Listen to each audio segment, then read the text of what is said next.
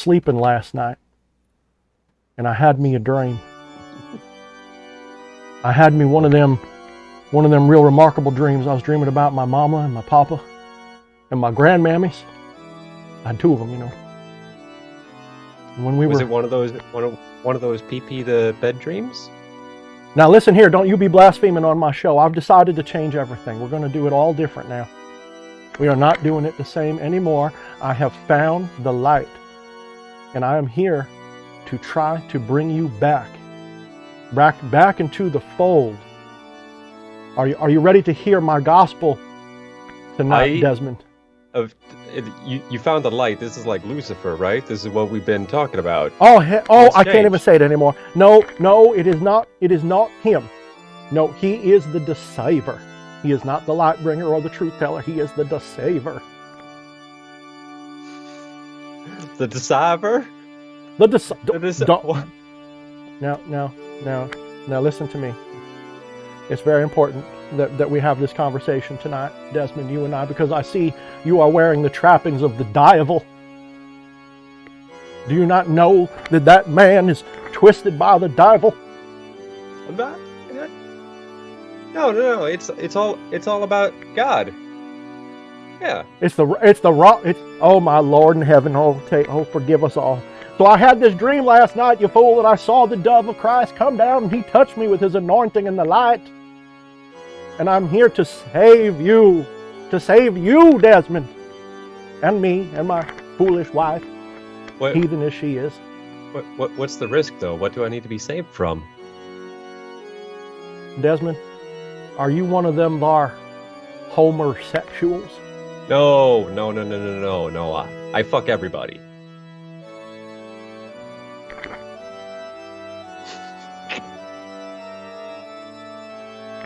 Lord, that a problem?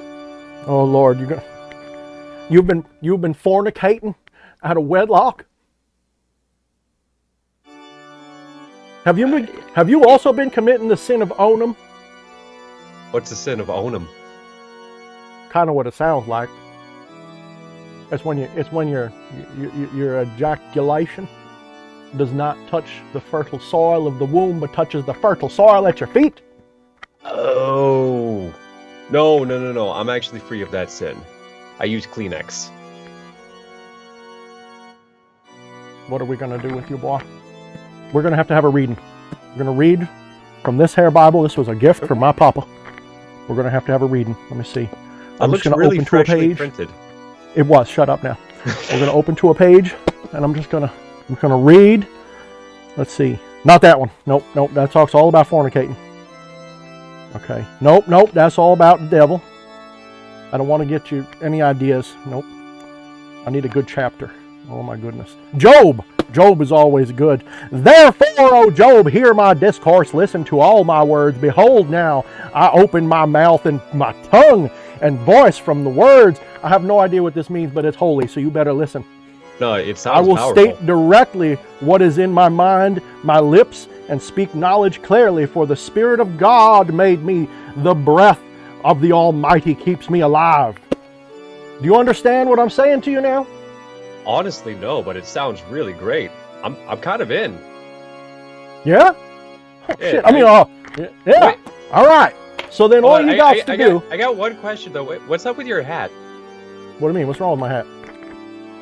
Like, you're coming out here with a cross and everything, talking about the Bible, but you got Zelda gear on. That is not... No. That Satan demons out of you, boy. This is the Holy Trinity. Do you not see here? This is the God of Father, the Son, and the Holy Ghost, all in one image. And these are the wings of the angels carrying them on high. I'm sold. Praise him. Yeah, no, praise him. I'm in. Wait. Do we have dental? Not only do we have Lord Jesus will cure you of any ill. You just have to put it upon the cross, my brother. Oh, take those teeth. If thy tooth offends thee, pull it from thy head, and God will do something to it, and Jesus will rain down in hellfire and brimstone and everything we ever loved. I mean, Jesus will save your tooth. God talked to Pfeiffer, didn't he? Yes, yes. He is the cure. Now listen, this is what you're going to have to do. We're starting a new program here, everybody. Everybody who has my book, anybody who has one of my books, I need you to go right now. I need you, anybody listening to the sound of my glorious words, go out right now and get yourself one of my books that you bought from me. And I want you to take it and I want you to put it outside, somewhere far from where you are, and I want you to light it like this and cast them demons right out of your soul. Don't you ever read those books again. They are wrong. Wrong, wrong, wrong. Now, A hold of burning? We burn books here in this large church, absolutely. That's right. We do. Now, if you really want to be saved, what I've done last night, when I had that dream, see, I hit my head real hard. And when I woke up, I realized I was wrong all this time, and I devised a prayer. Now, it's not a magic ritual. Don't you, I hear y'all heathens saying that prayer and praying to God is some kind of ritual, but it is not. It is not a ritual. What it is prayer. No candles. No. You see, there's no candles here no more. And even this symbol of evil is just here so I can and send it into hell. That's what it's for. This crystal, all this evil and wickedness is all going in the fire and the flames. Now, if you really want to join us, if you really want to be one of God's children, you're going to have to first, right now with me, after you burn that book, I'll wait 2 seconds, all right? Burn the book real quick and come back. And first, I want you to put your hand on the screen with me right now. Put your hand just like this. Ready? Desmond, put your hand on the screen. Good boy. I'm going to put the Bible right up. I'm going to put the Bible right here for you. All right, now you're touching that Bible. Now I want you to say, I do so solemnly swear. I do so solemnly swear. That I will cast these demons from myself. I will cast these demons from thyself. I will stop my fornicating with the soil of the earth. I will cut down on my fornication with the soil of the earth. You didn't say it right, but I'll take it. All right, now, you will stop your fornicating. You will stop worshiping these false demons and messiahs and this Thorne character. Oh my goodness, what a name. I will stop worshiping and colluding with these false demons and thorny one. All right, good. Now, say amen. Amen. Praise him. Praise. May he burn me in hellfire and brimstone forever and ever and always, if I do not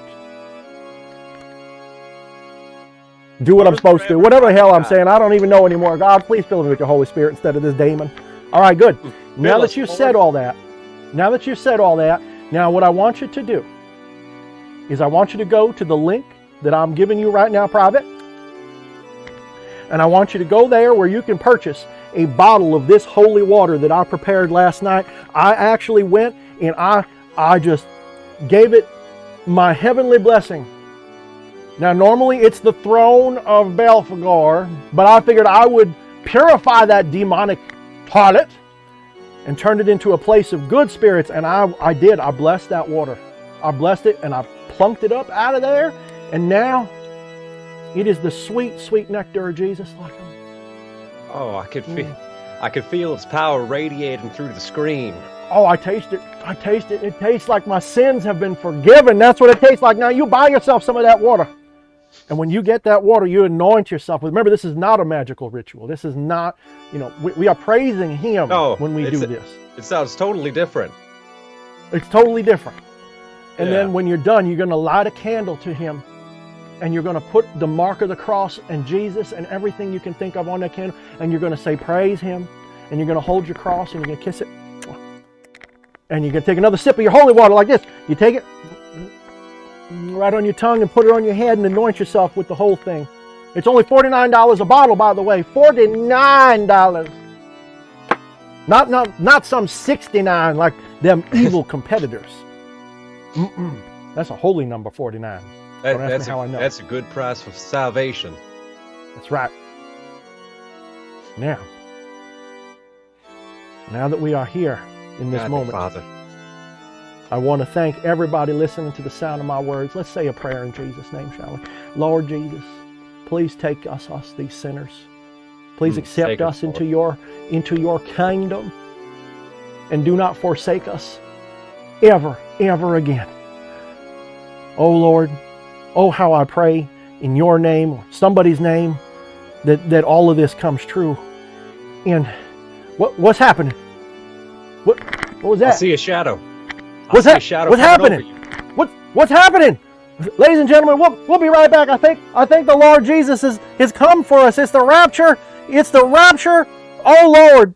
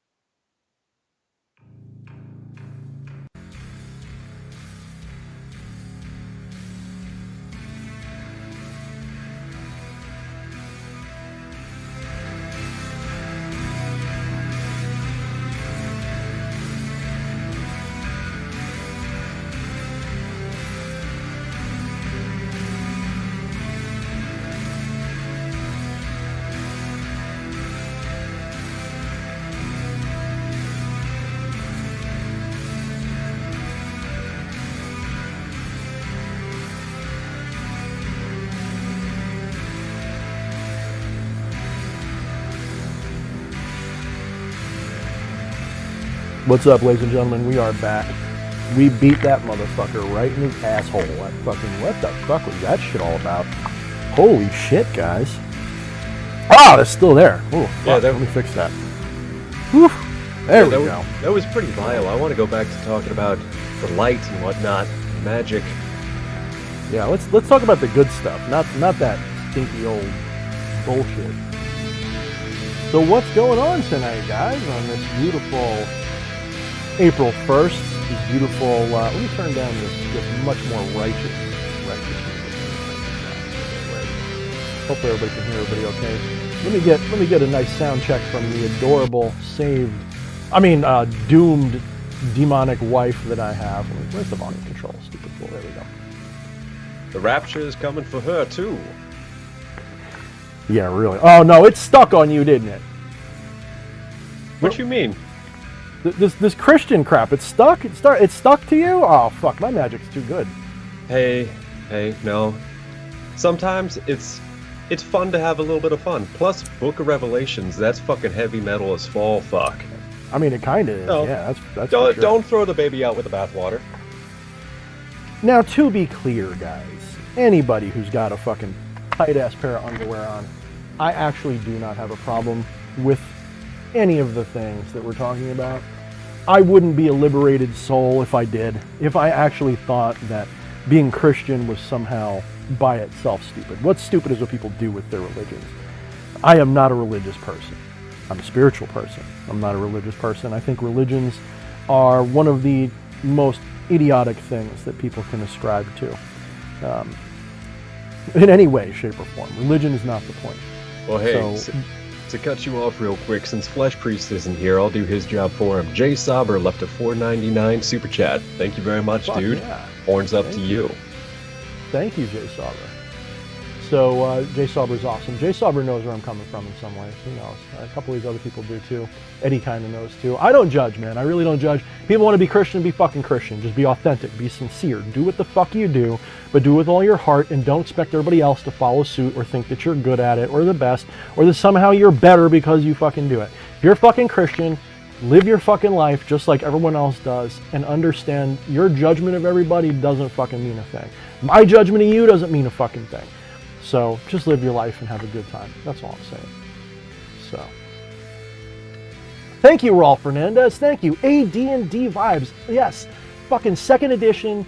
You know, I think that's kind of why I like the fucking 5e. It's because it's like the close. It's like somewhere in. I mean, it's not second edition, but it feels more like second edition than 3.5 did. Yeah, fuck yeah. So fuck a duck. So what do you think? What do you think of Flesh Priest's beautiful arrangement he's got going there?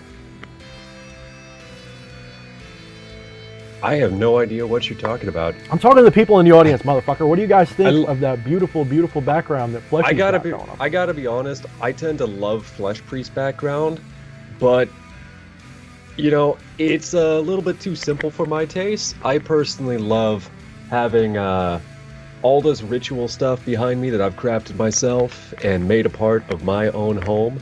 Tapestries back there, and who can forget that throne? Ooh, that throne, yeah. Well, you know, I wanted to commission you to do a throne for me, but you just were like, no, my vagina hurts. I have too many other things to do. I can't this week, and I can't. You know, let me change this music to something more mellow. I'm sorry that I'm busy running from a living god.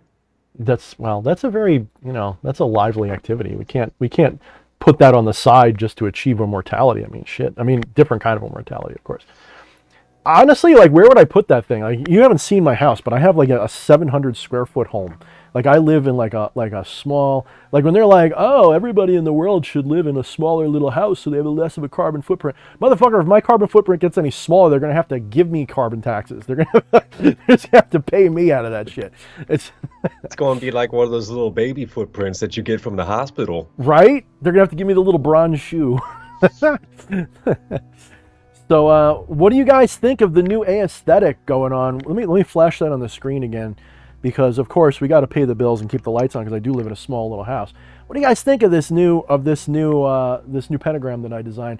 I'm actually going to be offering it as of tonight for sale on my Teespring. If you guys are interested in it, it's going to be a big ass tapestry like the one that I got behind me for Lucifer, and there's 3 versions. One that's blank, one that's got reality is a dream and make it lucid, and reality is a dream, all dreams can be made lucid. So check out the Teespring link. If you go to the Linktree link right there, you will see a link that goes to Teespring. It should be the first 3 products on there. And if you want, since this is like a celebration, you can get a little bit of a kickback. I shouldn't say kickback, a little bit of a discount. I'm doing 10% off with a promo code. What the fuck? Let me see if I can find it. Where'd I put it? The fuck? How the hell can I be a shill for my own shit if I don't even have my own fucking promo codes, motherfucker? Where is it? Didn't you say, Oh, I sent it to you direct. That's what I did. Oh, I'll dig it up while you're talking. I found it. Yeah, I know you sent it to me. There it is. So don't hit buy unless you really want to give me that extra 10% tonight. If Dark you want Lord a copy, Sparta says, thanks for the laugh, Thorne. Yeah, they always do that. 666, thank you. Everyone gives me that autocorrect.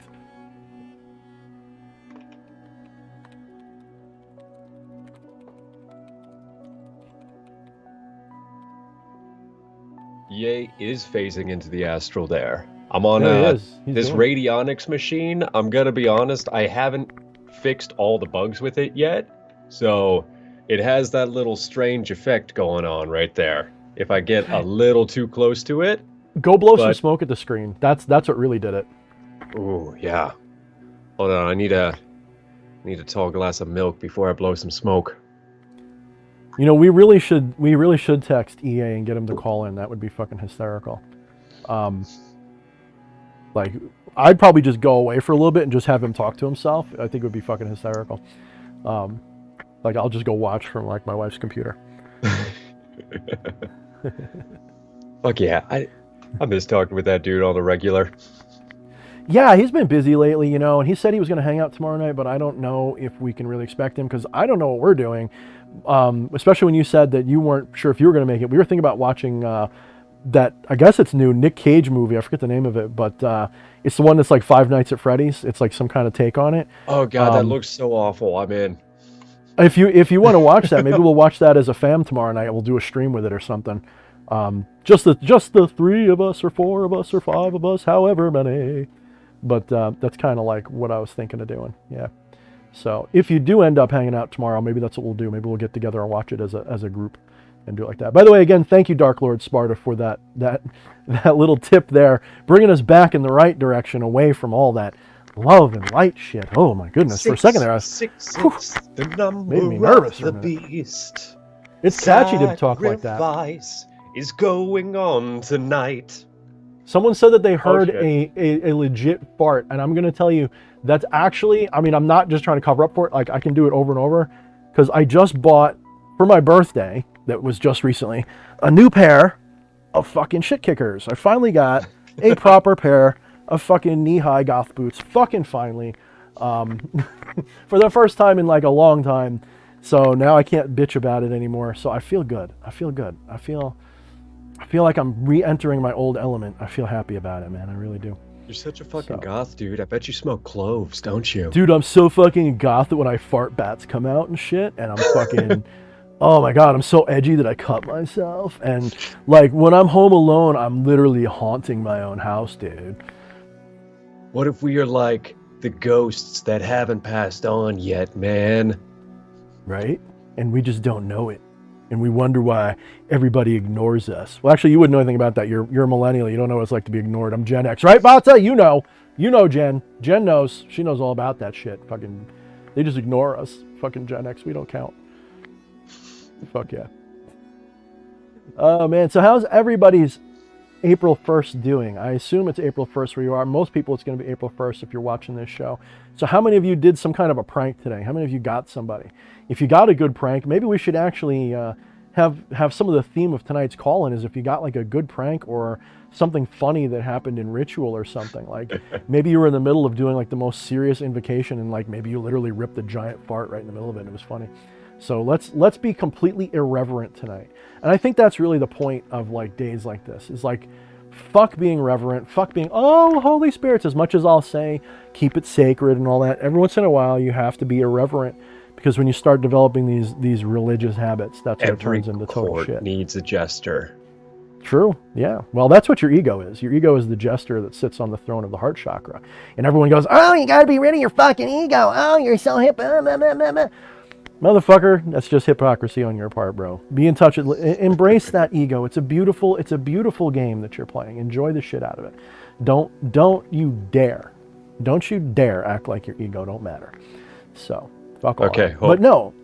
Yeah. Hold on, this wig is really itchy, so I'm gonna take it off. I bet you didn't know I was Flesh Priest the whole time. Yeah. Oh my god, it's Flesh Priest the whole time. Oh my god, it's pinned to your head. Oh my goodness, what are you doing? Oh Jesus.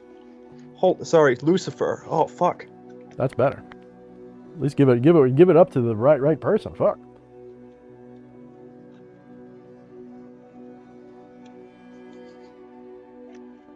Have you ever had anything funny like that happen in ritual, or like just used magic to just fuck with somebody? You know, every time I've tried it, I haven't really experienced much. One time I tried to send my familiar on a new friend and see what would happen. I'm like, just do me a favor and just tell me if anything goofy happens this week. You know, and nothing happened. I was actually disappointed. I was like, man, you have failed me, familiar. You have completely failed me. Nothing funny has happened. But in all honesty, like, what's one of our sayings here? Never take yourself more seriously than your enemies do. And I really think that, you know, humor is a big part of that. Like, you got to be able to make fun of yourself and what you do. You need to have enough pride to be able to take a joke at your own expense once in a blue moon. But at the same time, if someone talks shit, you got to be able to put your foot down and say, fuck you, get off my lawn. I fucking loaded this. The first one's salt, the next one's fucking, you know, lead. You know, you'll fucking, or it's the other way around. The first one's lead, the next one's salt. Bird shot, salt, then slug. So get the fuck off my lawn, motherfucker. Yes, Hellspine. Apparently, everyone is weed is secretly legalized in Hellspine's house. Everyone go to Hellspine's house. We're all coming. So we actually, in New York, we finally got the plug pulled on apparently it being illegal for people to use it for recreation. I don't know how true that is. I don't really give a fuck. I'll do what I want anyway. But apparently it is legal now. So I guess that's, I don't know, maybe that's just a great April Fool's joke on Koemo's part, maybe, perhaps. What do you think? Oh, I have no idea. I think cannabis should be just legally. Yeah, make sure you say it right so we don't get fucking demonetized. That's the next fucking trick. Yeah, hey, April Fool's, Thorne, we demonetized your channel. Ha ha ha ha. I mean, I'm of the opinion that at the very least it should be decriminalized. True. In all places. At the very least, right? Decriminalize means you know it's. I mean that's the minimum. Bare minimum. I mean, you know my libertarian mind. Get out of my fucking body. You have no fucking right to tell me what to do with it. But yeah, I'm right there with you. Yeah. So I'll do things that I want to do because I want to do. And you just turned into a big S. I think you cut your video feed out. Yeah, I'm sorry. I'm fixing something. Are your nipples out? Can you tell us about them? I think the people in the audience would like to know. Yeah, my nipples are doing okay. My legs feel fucking amazing, by the way. I haven't been able to show it off yet on stream, but I even got women's stretchy pants, just like EA likes to wear sometimes. Oh, yeah, bring that back up on video. I want to show it. Man, I know why he wears them now. Holy crap, these feel amazing. Yeah, just give me 1 second. Yeah. Actually, Hunter, the one I'm waiting for isn't just shrooms. It's fucking San Pedro and fucking ayahuasca and all that stuff. Like that's, you know, I want to see Mescalito. I want to meet want to meet that fucker.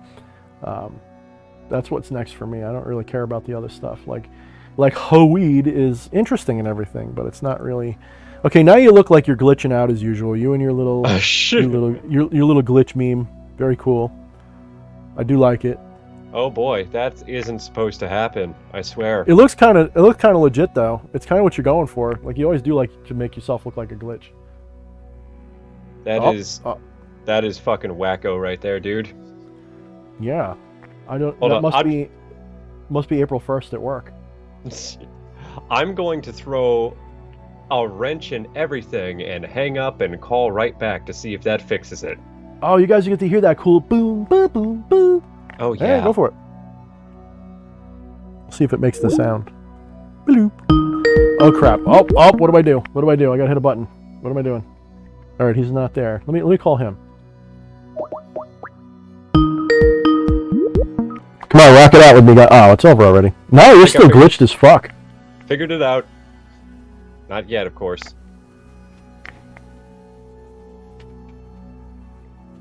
Oh my god. This is what happens whenever I try to be clever on stream. Yeah, DMT, man. That's you know, I want to hang out with Joe Rogan with the fucking mechanical elves. Find Terrence McKenna's ghost and just fucking party. Yeah, no, I mean, it's, you know, what's interesting is I've never done that, and at least that I know of. I actually, you know, I can't really say too much because I don't know what YouTube allows exactly, but I may have put a couple of slips of paper under my tongue when I was a kid. Didn't do anything. I think that they were, yeah, somebody's saying if the audio's clipping, there's 2 possible causes. Everything looks cool on my end. It says we're in excellent stream condition, so it's probably on your end, CJ, just so you know. Probably. But anyway, nothing happened. Like, and I often joke around, like I was about 14 or 13 when I did it. I often joke around and say that I'm still probably laying there in audio's fine. Yeah, my sound check girl says audio's fine. When I feel like I must still be laying there in the middle of that park, and some little kid is just fucking, like, there he is right now showing me his leg hair. Like, oh, yeah. Hey man, hey sir, why are you laying on the ground like that? I'm probably just tripping balls the last 30 years, and I think I'm a 44-year-old man, but this is really my trip. So that's kind of cool though. That means I'm gonna go see Teenage Mutant Ninja Turtles next year or something. That's kind of cool. What if this is none of this is actually going to happen the same way? It's all just going to. What if the reason that you remember it as Bear Stain Bears is because this whole thing is just a trip? And you're going to go back and it's going to be the correct bear stain. Well, I mean, it is, though. I mean, that's kind of the point of this. Hold on. Let me, since we're going to be doing our buy or crap section again. That's the whole point of what it says right there. You already sold them on the bathwater, the holy bathwater. That's right. Fucking buy our crap, guys. Come on. You got to keep us in business here. No, but for real, that's the meaning of reality is a dream, and all dreams can be lucid. And it's part of the fundamental principle of how magic can potentially work if you want to rationalize it. It's the understanding. Let me share this again. Let me keep it up so we can make fun of it. It's the fundamental understanding of my principles of non-duality. It's the understanding that you are, of course, the source, the universe itself, experiencing itself.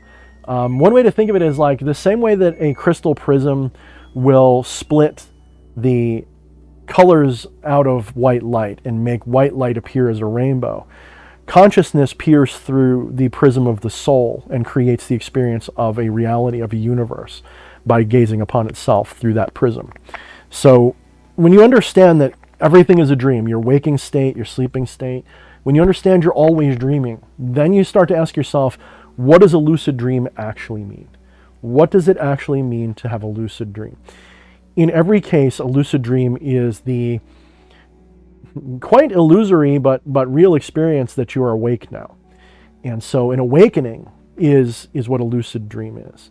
So what does it mean to have a lucid dream when you're awake? What does that actually mean? Well, that generally manifests in things like miracles. And miracles are these moments of just extreme and total mind-fucking changes to what your expectations of reality are. So think about when you're sleeping at night and you have a dream. When you're sleeping at night and you have a dream, one of the ways that you know that you're having a dream is that the things that you normally associate in the dream suddenly seem irrational. They suddenly seem strange. You know, you realize, hey, I think I'm dreaming because there's no way I could just take this pencil and put it through my arm and feel nothing, right? So you go, I think I'm dreaming right now. I think I'm waking up. I must be waking up. That's what's happening. I'm having a dream. So when you have a moment of miraculous event, something miraculous happens, every once in a while you realize that life is weird, that life contains this capability of the laws being bent, that reality can bend. Now, of course, reality doesn't bend. Nothing's bending. The only thing that's bending is your awareness, your consciousness. That's what's bending. It's just like in the Matrix. There is no spoon to bend. So when we say like, oh, I do magic ritual and I got, do magic, get money, do magic, get money. That's just a game I'm playing with myself, right? That's just a way to entertain my true nature as an infinite state of knowing. And within that infinite state of knowing, in order to have an embodied experience, you have to daydream a body into existence. You have to create a knower and a known. And you become the all-seeing I behind that. You become that infinite consciousness simplified down into the Atman, into the simplistic view of reality, in which you think that you're limited, but you're not. You're never limited. What you are is totally limitless and capable of going anywhere and doing anything that you want. Of course, the idea of want is an ego concept. The ego wants. The true self simply has. The true self has everything at its fingertips at any moment.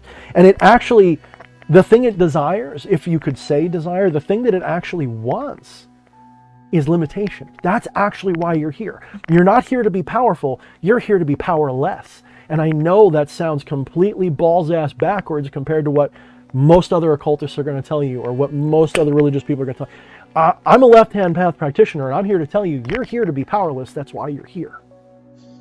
That's the game you're playing, is to say, I'm not God. But you fucking are. So the left-hand path, of course, is the one that says, wait a minute, I am God. Fuck you all, I am God. That's also a game, too. Right? But magic is just another tool. It's just another shoe you can put on to walk the path. You don't need it. You can use the power of positive thinking. You can use quantum jumping. You can use just mundane, limited skepticism and just live your life where science is all that's real. Doesn't fucking matter. You really don't need to do anything. Reality is going to do what it does. So why do we do magic? We've gone over this about 1,000 times, right, Fleshy? Why do we do magic? Yeah. Because it's fun. Well, that's why. That, and according to chat, CJ Anger says using magic is jerking off your reality, and Eddie Romanov says magic is power bottoming the universe. Magic is stored in the ass. Jasonius, you made it to one of my live streams. It's been a while, brother. How's it going, man? You love Seven Deadly Sins? Hail Flesh and DH Priest. Nice enough. No, fucking hail Jasonius. And he got us with that 666. A lot of people getting us with that 666 tonight. Yeah, I fucking appreciate it. So for those of you who might be new, I know a couple people. I see a couple people I know are new. Raul Fernandez. Raul Fernandez. Excuse me. I'm really bad when I read something. I just go right to the phonetics. Raul Fernandez. He and I had an almost horn locking moment on EA's stream on Wednesday because I think he was trying to tell. I think he was just trying to talk, And somehow, like, I was like, I guess because I've been used to like fucking haters lately, and I'm just like, oh god, here we go. And like, no, he was cool. So he's been watching my videos, and he seems like a cool guy. And he knows no separation. I can tell by his comments. So he knows, he got the gists of where I'm going with this. But wait, it looks like we got a few other newbies. Who's the newbie here tonight? Who's never been on one of my streams and had no idea what they were getting into? How many of you guys are new? What a fucking intro. Yes. Sound off if we have any newbies. I'll call you out. On the topic of time, Hellspine threw out, he said, I just want to throw out one word for discussion, time loop. Oh, fuck that. But, so, I don't know how he means it, but I do like entertaining the thought sometimes that time moves cyclically, or at least the events as we perceive them seem to be sick. It's all just sick. It needs a fucking vaccine. Right? Like, okay, everybody, line up and get your fucking cow shot. Come on, get your cow shot. So, David, a couple people are saying they're new. I know you're a couple not people new. are saying they're new. Regina Green says she's new, apparently. Hello, Regina. It's a pleasure to see you. And my boots are farting again. Hopefully, I want to put this down here. Leonard Smith says he's new. He says here he's new. I'm assuming that's what you mean. Lucas Vos is $20 new. Thank you very much, Lucas, Mr. Vos. You want to read it? Do your job there, brother. Do your job, Mr. Blue Flesh. I just wanted to show some appreciation. I wanted to say something insightful, but my words escape me at the current moment, it would seem. Anyways, hail all you beautiful people. Let your inner flame shine, and much love. I can hail to you, Lucas. It was fun hanging with you last night, by the way. Yeah, I wish I saw you guys hanging out, and I just wasn't up to it. I was trying to get some writing done. Fucking, you know what's worse is like when you delete a whole fucking chapter or two, because you're just like, fuck, I fucking hate this fucking chapter. Yeah. So, you know, before the thought escapes me, I think I might have jinxed your buddy there, because last night, for all the people hanging out in chat on our Discord, I was like, fuck it, I'm going to give them a sneak peek, and told them about the guest we had lined up and some of my plans. Mm-hmm. And I knew the moment I announced it, something was going to happen, and that's why we don't have a buddy here tonight with us. Yeah. Which is probably fine. I think it's probably tonight's a good time just for us to be ourselves. And a new person would, of course, change that dynamic a little bit. But he's a cool guy from what I can see. I've never interacted with him. Was it Adam or Alex Knox? I know him by Knox. That's how I know him. He's got a YouTube channel. He'll be on probably next week. We'll be introducing ourselves to each other sometime in the next week, because I'll be on his channel too. So he seems like a pretty cool guy so far. He's worked with Bill Duvendak apparently, and he's got a brand new channel. He's trying to grow it up, and he's from South Africa. So he's got they have what they call Power Shed or something like that, where every couple days or something to do something with the power grid, they turn everybody's like a rolling blackout. They turn out power. So he was going to be on tonight, but they notified him that they were going to have a power outage today. So whatever, I guess that happens there. I've heard of that. So you know, what can you do? You just gotta like live with it. You know. William Letton says bend over. Fleshy, bend over for William. I think he wants to see that we don't give much of a fuck. I'll do more than bend over. I'll hang. Whoa! Children are here. There's at least one 14-year-old watching. Okay, that's bending up. That still counts as bending for you, right, William? Yeah, I think that still counts as bending. Oh shit! Oh my God, that's fine. That's still better than I can do yet. I still have to lose about 20 more pounds before I can start doing pull-ups again. Really. But is it you that is pulling yourself up, or are you merely pulling the earth down? Oh shit! Damn. Yes. So Magic. I guess we're going to talk about time. Who here wants me to rant about time for a minute? How many of you guys have forgotten my lessons on time? Because I saw someone basically said what I'm going to say. They synthesized it into a very small nugget of truth, but we got to unpack that for the noobs, right? Isn't that what we have? Let me get a vote. If I get 3 people say rant about time, Thorne, I will rant about time. If I don't get 3, if I get 4 people say don't rant about time, I won't rant about time. How about that? So let's put it to a vote. Rant about time, don't rant about time. No fear if you're wrong. Okay, so if they all say that we want to hear the rant on time, I do want to approach it from a slightly different angle, so we'll see. Oh my goodness. Oh, excuse me. You should see my screen. You just turned red. Like your audio just went total red like mine usually does. Oh shit. Oh yeah, can you share your screen with me? Because you're new again. Yeah, that's I all hate my that, bad. dude. Yeah. That's fine. It's nice 'Cause to I know actually how feel much like I'm having a conversation instead of going insane here at my computer.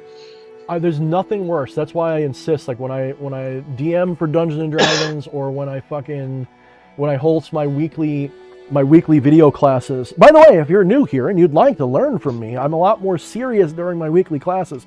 I do host a video training course that's live and in person on the internet. I guess it's not in person, but we have a live class every Monday, 3 to 5, and we record it. So if you can't make it, you can still watch it later. And of course, those you can get by going to Patreon. So go to my Linktree link in the description of this. Click on that and follow the links. One of them is going to be all pretty, and it's going to say Patreon, or it's going to say video training class, something like that. Click on that and sign up if you want to hook up with that. Anyway, and let's count it. Yeah, overwhelmingly time rant. I don't see anybody saying time no. is the balloon knot that holds the magic in. Who said that? Eddie Romanov. Eddie. He's quickly becoming my second favorite nerd. I am my first, of course. Fucking Eddie. Eddie's good at Dungeons and Dragons. Dude, I'm so glad to be back into Dungeons and Dragons. Like, I should start charging people as a DM. I should be like, fuck, let me, was it like $100 a session people can get for that? I'll become the black magic version of, what's his name? I can't think of his name. Critical Role, I think is the guy. Matt Mercer. There we go, yeah. Yeah, Matt Mercer. All right, so people want to talk about time. All right. And some of you guys already get it. Oh yeah, go ahead. Say your beautiful thing. I am kind of curious because I was bringing up the cyclical perception of time that some people have. Do you think there is anything to that it would appear that history damn done repeat itself over and over again? Is that just human? Speaking simply here, human nature, or is there some magical significance to that? Nah. All right, so let's start with one point, and the point is that it's just a point. It's a singularity. Everything that you know is a singularity. Someone had said, and they summarized it pretty decently. They said, time is a dot, and we are a perception that moves around it. And that is really the short answer. But that doesn't satisfy people. Go, oh, well, that just sounds like some kind of new age trippy bullshit. So let's unpack it a little bit. Let's try. And I feel like every week I unpack it a little bit differently, and sometimes that makes it better for people. Let me ask you something, Fleshy. Have you ever experienced a moment that wasn't now? It depends on what we define as right now. Well, because I feel like I could say, yes, obviously, I've experienced lots of times that aren't now. I experienced 5 seconds ago, but that was I was perceiving the now of that moment, and now I'm perceiving the now of this moment. So depends on what angle you're attacking that question from. I don't think so. I think no matter when you analyze that question, you can only experience it now. If you say, well, I experienced 5 seconds ago, how do you know? Memory. Right. So you can only experience the memory of 5 seconds ago. You can't experience now of 5 seconds ago, can you? It's also fucked because we have an internal delay where by the time that your voice asks that question and it travels through the Ethernet into my headphones, and then they shake and go into my brain, and then that brain decides to translate those vibrations of the air into something that I perceive as language. That's no longer the same now. It's pretty close. How do you know that actually happens? Ooh, I believe it happens, therefore it does. How do you know? What makes you think it? Because I told you it, probably. Because I was the one who told people that a million times on my channel, millions of times. I often tell people the things you experience in the present have already happened. Right? That's often what I tell people. That is if you believe in a materialist world. You believe that by the time you stubbed your toe and felt it, it's already happened a millisecond ago, right? So what is now? What is it? Even if you say, I know that my now moment is already past, you're still experiencing it now. But what is that experience? Let's dig a little bit deeper. Let's go a little bit further back. What is it that you're experiencing right now?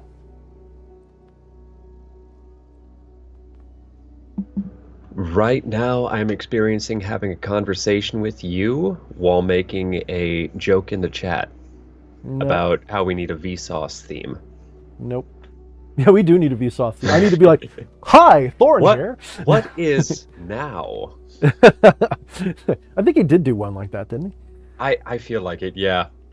I love Vsauce. Fucking Vsauce is great. I'm so sad he doesn't make more Vsauces than he used to do them like once a week. It was like my favorite shit. He's busy with the minefield and all that shit. But yeah, which I don't even know if he's doing as much as he did. But that's getting away from the conversation at how. So what is now, and why do I define it as now? Is that what you were asking? Well, there is that. What is it you said I'm experiencing a conversation with you right now. Okay. Well, even when you say that, you're experiencing the memory of having that experience because it's already in the past and you're remembering I'm talking to Thorne and that's what it is. So what are you really experiencing right now? What are you all experiencing right now? First of all, you say I'm experiencing. So that is the very first flaw in your perception. You're already limiting yourself to an I that's experiencing something. Not that that's a bad word. I use it all the time. I'm not saying you shouldn't talk that way. I'm just saying if we're being honest, what we are experiencing, and linguistically it's a problem to say, you can't speak without saying I or something. We need a pronoun of some kind, right? Yeah, unless you're a fucking jellyfish from Mass Effect universe. Right, which is why I've often suggested that maybe we, in the non-dual language, start talking. I think that's why Sufis do this. They'll sometimes talk in a third person. D.H. Thorne is experiencing the world, but I am experiencing D.H. Thorne. All right. Flesh Priest has many wares. If you have the coin. Another Khajiit.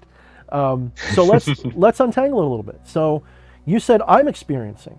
No, what you're experiencing is I. You're experiencing I.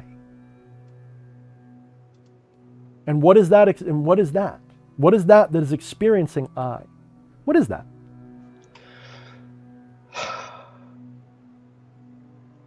I don't know how to answer that question without using I. Nobody does. That's fine. But the way to answer that question is to realize there's no direct answer. The answer is silence. It's to realize no matter how hard you try to experience now, to try to experience, all you can ever do is have the experience of a memory of experience. If I look back and say, if I try to really tune everything out and experience now in the moment, all I'm really doing is reflecting on an experience I've already had. That's the best I can do to try to find now. Now is a tiger chasing its tail. Now is the Ouroboros eating itself. It's never now, but it's always now. Now is an ever-present thing, but it's a not thing. Linguistically, we're fucked because language is a binary subject, and language requires duality. Language is only good at defining things with a dualistic mind. I feel like language. Sorry, you go. No. All I was going to say was the language is built for binary discussion. It's very difficult to have a non-dual discussion with binary language. It can be done, of course, people do it, but it's difficult. This is why, there's a lot of people who have mastered non-duality who can't talk about it for shit, and they just live their life that way. Because when people come to me like, Thorne, where did you learn non-duality? Well, actually, I didn't. What I learned was how to talk about it. I experienced it. I had a moment of subjective, objective collapse where I realized there is no distinction. Then I had to learn how to talk about it. That's the bitch. I think part of the difficulty of that is that language seems to be built up around a bunch of axioms where this works really well for what we generally need it for. If we try applying it to other things, it doesn't quite work so well. That's why I feel like it's really hard to start introducing new ideas because it's just so fucking hard to talk about them with the same language. We almost need to come up with a new language. And sometimes I try, and sometimes I just use what other masters have figured out in the past and how to explain things. You know, there's certain techniques that help people get there and figure it out. So what did I just do with you? I basically just, you probably didn't even do it all the way. You probably had a moment of awareness of, fuck, he's right, I can't find myself. And then you put that to bed. You're like, okay, good, now what? It didn't really hit yet, right? When it hits that you can't find a self, once you realize that there's no self to find, a whole bunch of shit happens to your experience. A whole fucking bunch of shit. You start to, when you can't find a self, that means every bit of logic you've ever used to understand reality based upon a self versus an other, for example. When you do the process of negation, neti, when you do that, and you realize there is no true self, when you've destructed all of that illusion, all of the rules also come into question. You begin to realize, well, everything I thought I knew about reality was filtered through the perception of that self thing. What is that self, by the way? For those of you who know your magic, self is an egregor. You are an egregor. Flesh priest, you're an egregor. I'm an egregor. People don't like that because they go, egregors are ghosts and spirits and shit. Well, what the fuck do you think you are? There's no difference. You're an egregor. Shut up and take your lumps. You're a fucking egregor. You're not real. I feel like in a way it's what you were saying made me think of like what we are is what we perceive as ourself is like an RPG character. And one day you just go to load up that save and suddenly it's gone. And you can't find yourself. And that's when you just realize, I am this world. I am the code. Yeah, I am the code. You have the Matrix again. I was neither Galthon the Destroyer. I was everything. Yeah. And yet Galthon the Destroyer is every bit as valid as the nothing that you think you are when you find that you can't find yourself. The thing about, this is why I get ballsy about ego, and I give people a hard time when they fucking talk about my ego. I know that they think they're saying to me something meaningful. I know that they think that they're saying, Thorne, you're too arrogant. Thorne, you're too full of yourself. Thorne. Yeah, well, you're making it about me. So, of course, that's exactly what I'm going to do. And it's always about you, because the only reason why you are offended by the fact that it's about me when it's my show is because you want it to be about you, motherfucker. That's why. So let's not lambast our ego. Let's not treat ego as some kind of thing that needs to be shunned. The right-hand path does that. The left hand does not. The left hand respects the ego. It embraces the ego and says, this is the mask I've chosen to wear so that I can have the most fulfilling life experience that I can have, because I'm not ready to put it down yet, and I'm okay with that. If you're not okay with that, you're never going to put it down. Because the whole idea that you can't put it down is bullshit. You can put it down anytime you want, but if you say, I need to put it down, that actually proves you're not ready to put it down. I know people, that's kind of highland. Most people don't get that. But if you start to realize you don't exist, and you start to realize that everything that you think you know requires an initial assumption. People say, oh, that sounds solipsistic. No. See, a solipsist thinks that the only thing that exists is them. A non-dualist realizes even they don't exist. None of this exists. Everything is just an idea in God's mind, if you will. Flesh priest, I have no doubt flesh priests exist. In my experience. I have no doubt that you have thoughts. I have no doubt that your thoughts feel independent from mine. I have no doubt that you have your own personal perspective on everything. I'm not a solipsist. But I don't think you're real. I don't think I'm real. I think that you're I like I am I. And when I realize that, you've heard of Occam's razor, right? You know what it is? If you have, tell us, Fleshy, if you know. What's Occam's razor? You say that, and the only thing that comes to mind is Murphy's Law. I cannot remember Occam's razor now.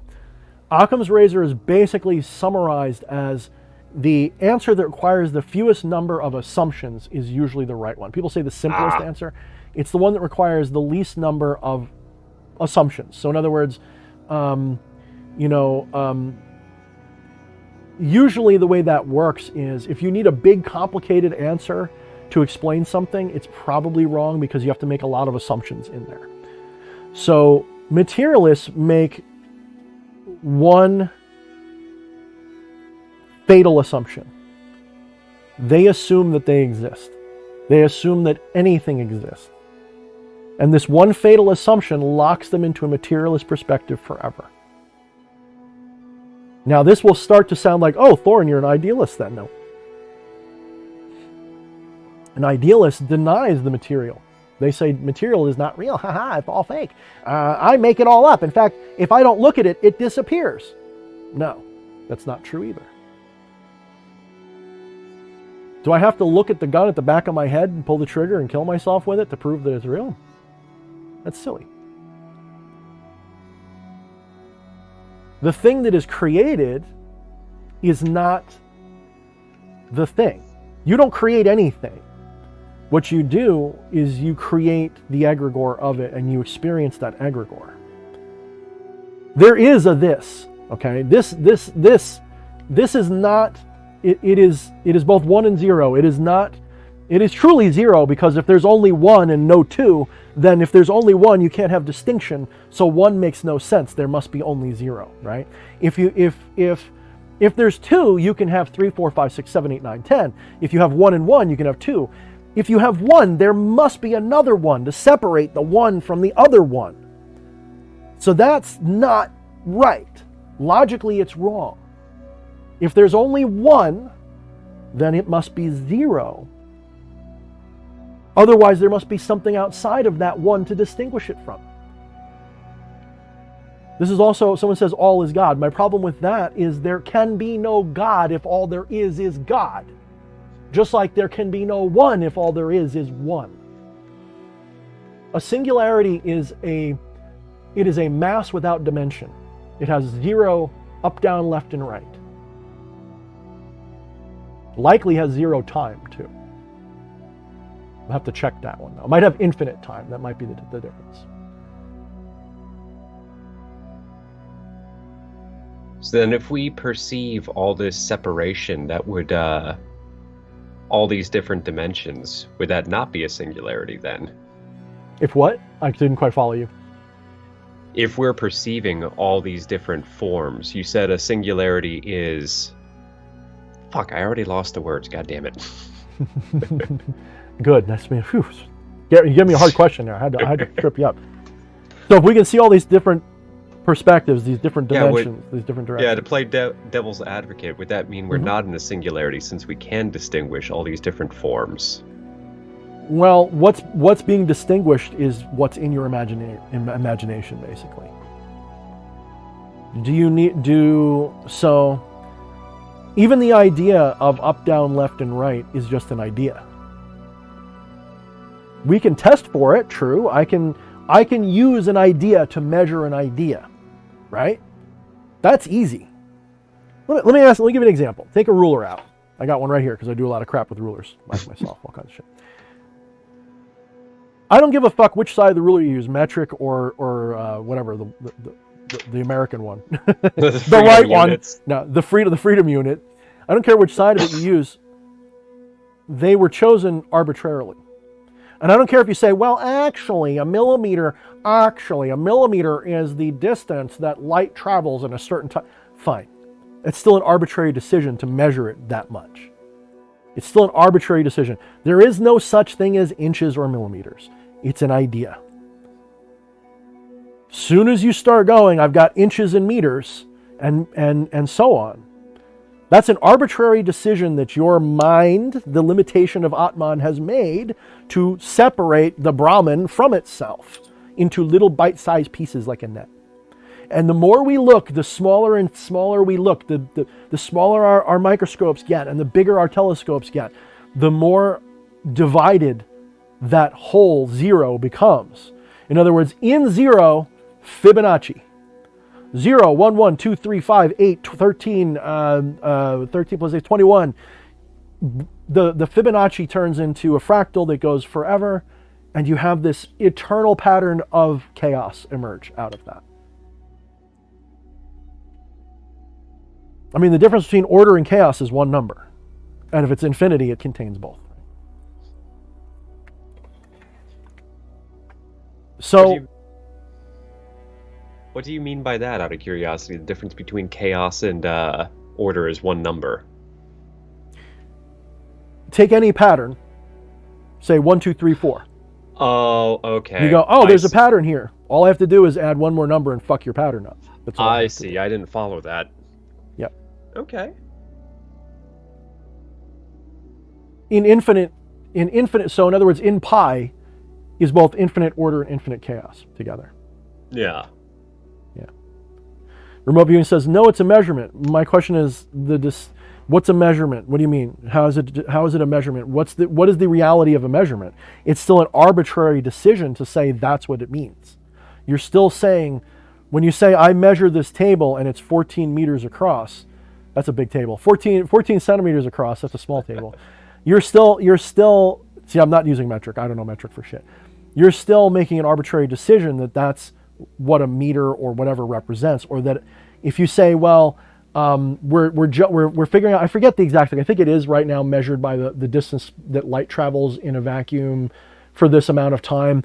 But that's, the measurement is still an arbitrary decision to measure that. You're still choosing a thing to go, it's this but not that. You're still separating. You're still creating a separation somewhere. You're still deciding that they're not the same thing, or that left is not the same as right. Let me give you an example. We know that's left. Well, for you guys, this might be right, but we know for me that's left. And for me, that's right. Where does left and right begin? What is the precise moment that left becomes right? Right here. Yeah, where? I want to know exactly where the fuck is left and right. Show me where it starts and where it ends conclusively, objectively, so that we can all see it. I will wait 1,000,000,000 billion trillion years until the heat death of the universe, and you will never be able to convince me or find that center point from which left and right begin. It will always be an arbitrary decision to tell me, well, for me it begins here. Why? Well, because when I judge by the distance between my hands and I bring them together, well, what if you bring them a little bit too far this way? Or what if you bring them a little too far? Where does it? Where does zero begin, Mr. Zombie? I'm going to use the crook of my nose to determine left and right. Right? No, we're going to use Tom Cruise center tooth. That's what we're going to do. Tom Cruise's center tooth. Tom Cruise doesn't have this problem. He goes, no, left begins over here to the left of my tooth. I know because, yeah, right. Right, source. Left doesn't actually exist. Neither does right. It's a perception based upon what? The separation of self from all. When you say, I am here and only here, then you can say left exists. That's why it exists for us. Because we have decided to simplify ourselves into this limited little, boop, this little, I love the all-seeing eye. I'm going to fuck all the pentagrams and shit. I'm just going to start using the all-seeing eye from now on. I hate that you brought that fucking curse back upon me, because I forgot about Tom Cruise's fucking center tooth until just now. I love his center tooth. Like that is his most beautiful feature. Absolutely. Because you'll just, once you see it, you'll just stare at it and just stare at it. Stare. Yeah, anybody who doesn't know, go look up a picture of Tom Cruise smiling right now.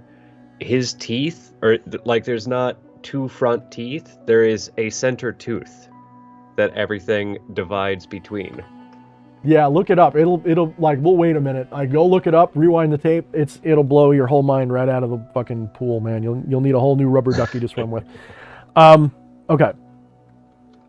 So, when we're doing this, and right now I'm destructing your directions. Well, here's something you got to understand. Time and space are the same thing. They're just a different direction. Time is a different direction, according to relativistic science. Thank you.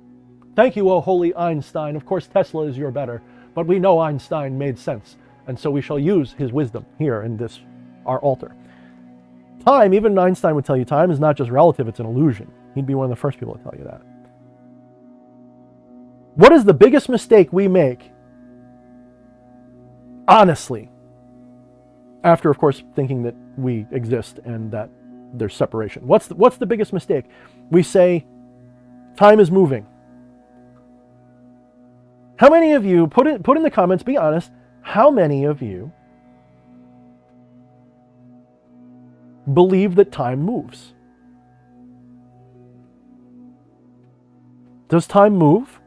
How do you know? I was watching a show today, I was watching Eureka, and it was this, well, time is speeding up and slowing down, and time is, we're going forwards and backwards, and time is moving forward and back. Time doesn't move, you dim-witted fools. Sorry, I love you guys, for those of you who do believe it. Time doesn't move, you do. Your awareness does. Your center of perception does. Let me put it to you this way. When you're riding on a train, I had this last week, I said, when you ride on a train, and you're sitting on that train and you're looking out the window, if you didn't know any better, you'd think the world was moving past you. If you sat on that train long enough, or if you were born onto that train, you didn't know that the train was moving, you'd think the world was moving past you, wouldn't you?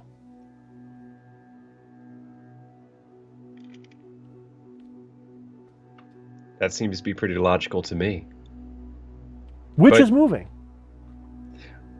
But if I could say, I'm going to take this glass of EA Coeting milk off of this side of my desk and put it over drink there. Some of that EA Coeting milk. He always has a big glass of milk. I wonder what's in that milk, man. I don't know, dude. We got to get him on. EA, where are you? Sending him a second. EA Coeting, join us tonight. Come to me, senpai. I have your I got merch. too many senpais, apparently. Speaking of senpais, where's Behemoth? He hasn't been on tonight. We need Behemoth X. Behemoth X, come to us. We conjure you with the power of whatever this thing is. What's this? With the power of this thing, oh great and powerful. But yeah, so if you say time doesn't move, but space moves, like dimensions move. I can move this EA Coeting milk from this side of my desk to that side of my desk, and it has moved. So why should time be any different? Well, space moving. The problem with saying space moves is the word space. If we think of space as emptiness, then nothing's moving. And they can't move. So space can't be emptiness. Space must be a field. It must be an ether. It must be something. In order for space to even have the appearance of movement, it must have an ether. But in order for something to move, it must also translate through time. In other words, in order for you to have the experience of something moving, you have to move through time. The object doesn't have to move. The best example of this is light. I love using light as an example because it's the thing that fucked everybody up and caused everybody to get smart real quick when they figured out light a little bit. Light moves according to our awareness at the speed of light. It's as fast as you can possibly go in the universe that we understand. But we also know that light itself experiences no time. So to a photon that was emitted at the beginning of the universe during the Big Bang that managed to creep out and seep out from how dense it was, a photon that was emitted at that moment and travels to the very end of the cosmic universe during the heat death that impacts the last particle. You know how long it took for that particle of that little photon? It was really not a particle, by the way, but for that little photon. How much time passed for that photon? 1 trillion years? 1 billion years? 1 kabillion years? 0. A photon that was released at the beginning of time that impacts something at the end of time experienced no delay between the birth and the death of the universe. It all happened at the same time as far as that photon is concerned. A photon moves at the maximum velocity through space and 0 velocity through time. So what's moving? Nothing moved. Well, wait, the universe changed all around it in an instant. It had no experience of change. It literally just, boop, and it's all different now. The beginning and the end are the same moment to a photon. They don't have any experience of difference. It's all one moment. It's all now to the photon. So now you have the experience of time. Would it also shock you to know that you move a lot slower than a photon does, as far as you're concerned? And so therefore you experience a little bit more time, probably in a very relativistic way compared to time. The faster you go, the less time you experience. The slower you go, the more time you experience. If you experience a lot more time, what does that actually mean?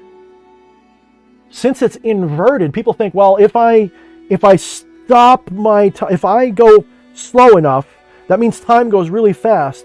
That means that I will reach the end of the universe because I'll live forever. No, it's the opposite. The slower you go, the more slowly the universe will change around you until it stops. And if it stops, you can't observe it anymore because obviously the photons won't reach your eyes anymore. So what are you? Think of it this way. If we're going to be a materialist, we can pretend, oh, I am light and I've slowed myself down a little bit. This way I have the experience of a complete universe of time and space. Because here's the other consequence to a photon. What is the distance between its birth and its death? What did I tell you a moment ago? I said, when a photon is emitted at the beginning of the universe and it collides with a particle at the end of the universe, it experiences no time. It is literally the same moment for the photon. It's as if nothing happened. It just happened. So since it's like that, what is its perception of space? Also zero. I was going to say, I struggle to even conceptualize that. If there's no sense of time, there's no sense of movement. If there's no sense of movement, there's no sense of distance, because distance is relative to where you are now and where something else is, and that requires something moving around. Let me give you another thought experiment. Let it say you went to the Buddhist void. If you don't know what that is, look up in the sky and look for the star Buddhist or whatever. There is a void up in the sky, which to our eyes is like maybe this big. It's like a little blob of darkness in the sky where we see virtually no stars. If you actually go there, the void is so huge that if you were sitting in the middle of that void, you would not see any light at all whatsoever. You couldn't even see your hands in front of your face. It's darker than Vanta Black because the nearest stars are so far away that your eyes simply couldn't pick up the light. You'd need like radio telescopes to see it. That's how far away the nearest light sources are. How dark it is. So if you were there in that perfect darkness, that literal abyss, would you have any awareness of time or distance or space?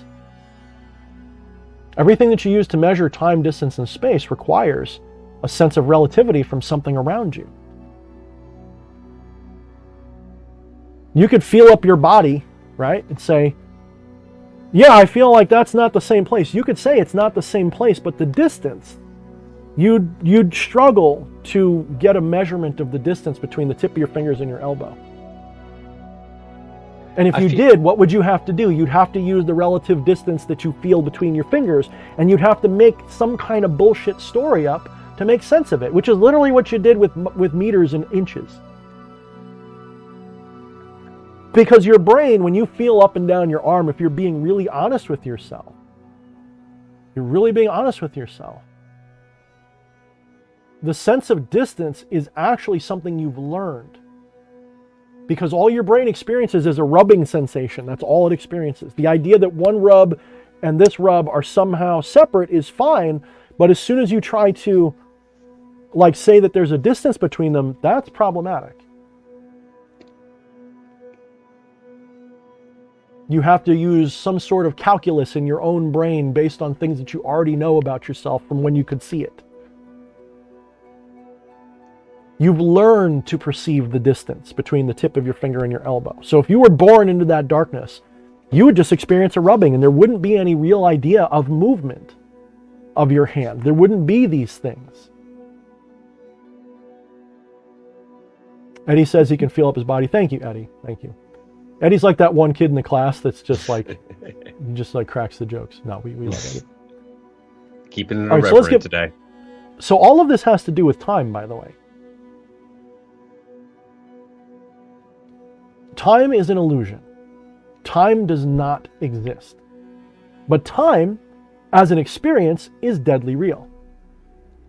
As an experience, we absolutely experience time because it is part of the delusion of what we call Maya, the dream, whatever you want to call it.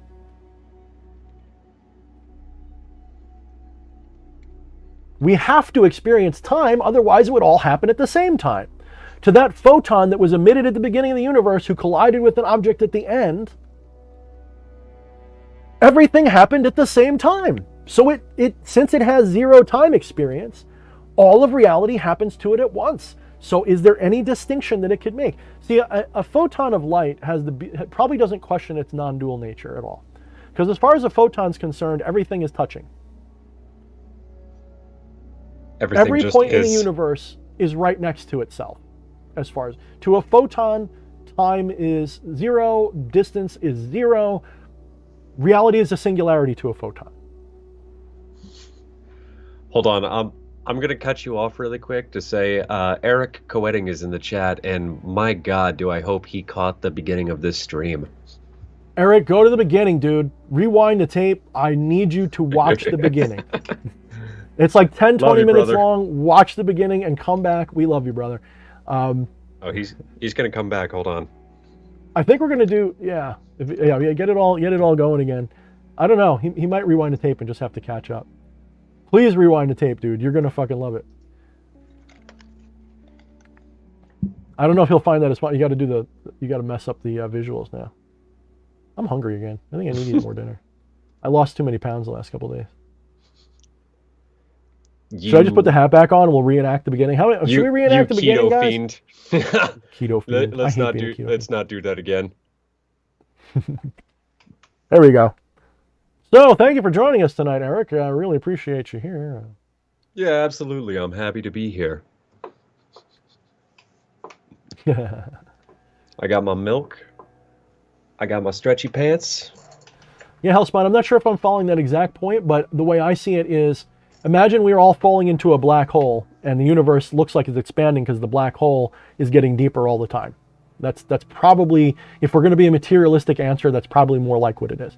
The Big Bang was when the star imploded, and it literally inverted the dimensions of space and time so that it literally became space large instead of time large.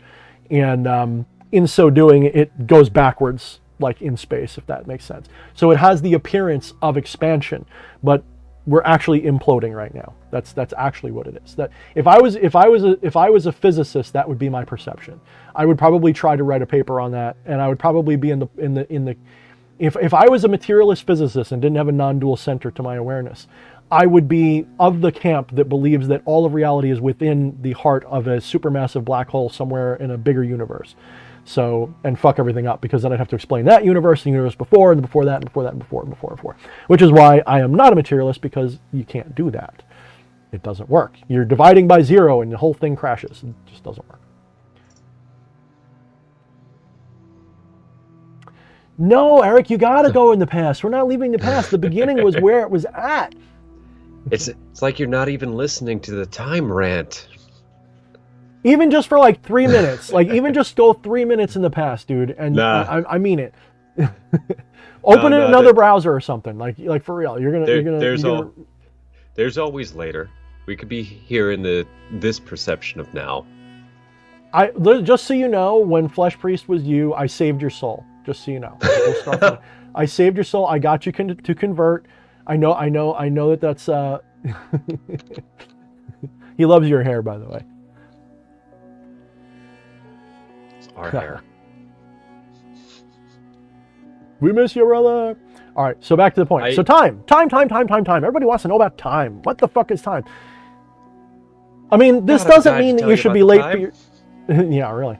This doesn't mean that you should show up to your job late and be like, sorry, man, time's just like a fucking construct, okay? Time's don't be that relative. Guy. That's why I should be paid for the full 8 hours despite getting here 3 hours late. Yeah, man.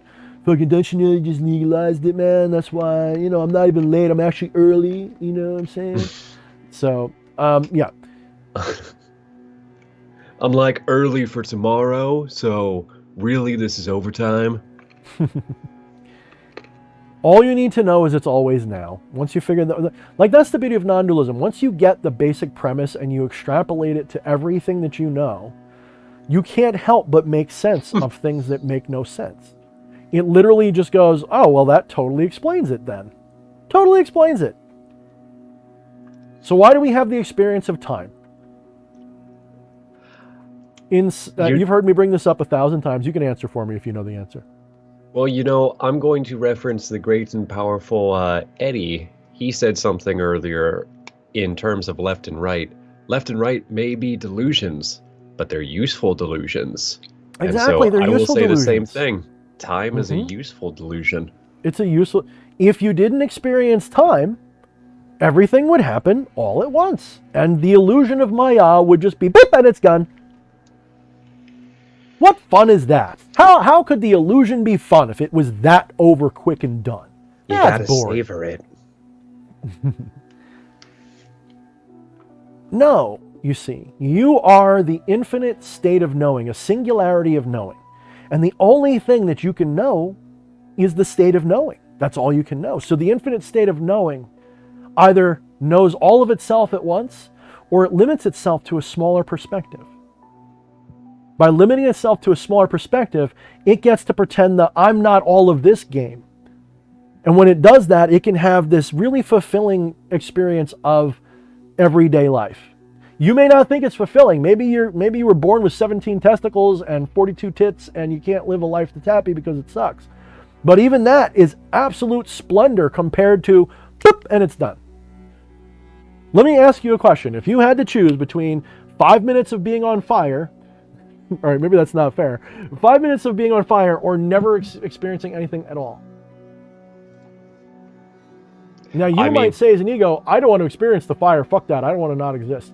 Well, let me tell you a little secret. You've already decided to experience the fire. Yeah, what? There's actually been studies where people were left in a room and told, if you push this button, it's gonna shock you. Mm-hmm. And then just I think that was a mind blow, wasn't it? I don't know. I feel like they did it, but they were recreating a former experiment where it was just like, tell everybody about the experiment. I didn't mean to cut you off. Tell everybody about that experiment. Go ahead. Yeah, it's just that we're gonna leave you in this room. We'll come back later. With no stimulus. Like, that's the other thing. They're sitting there. They've got nothing except this button. Yeah, and all the button will do is shock you, and it's gonna fucking hurt. And most people just sat there, I'm not gonna push the button. And after a while, it's just, boop, ow. Everybody, without fail, pushes the button eventually. Where the pain was better than the absence. Mm-hmm. Yeah, Wyatt says, was that Minefield? I think Minefield did cover it, but I think you're right. Minefield, as brilliant as Michael Savage is, of course, he's got to get these ideas from somewhere. So, he likes covering things. I love his show. He might not, I don't know. The way he is, he'd probably be so on this channel and just low-key open mind that he'd be like, well, I don't believe in magic, but I want to hear what you have to say.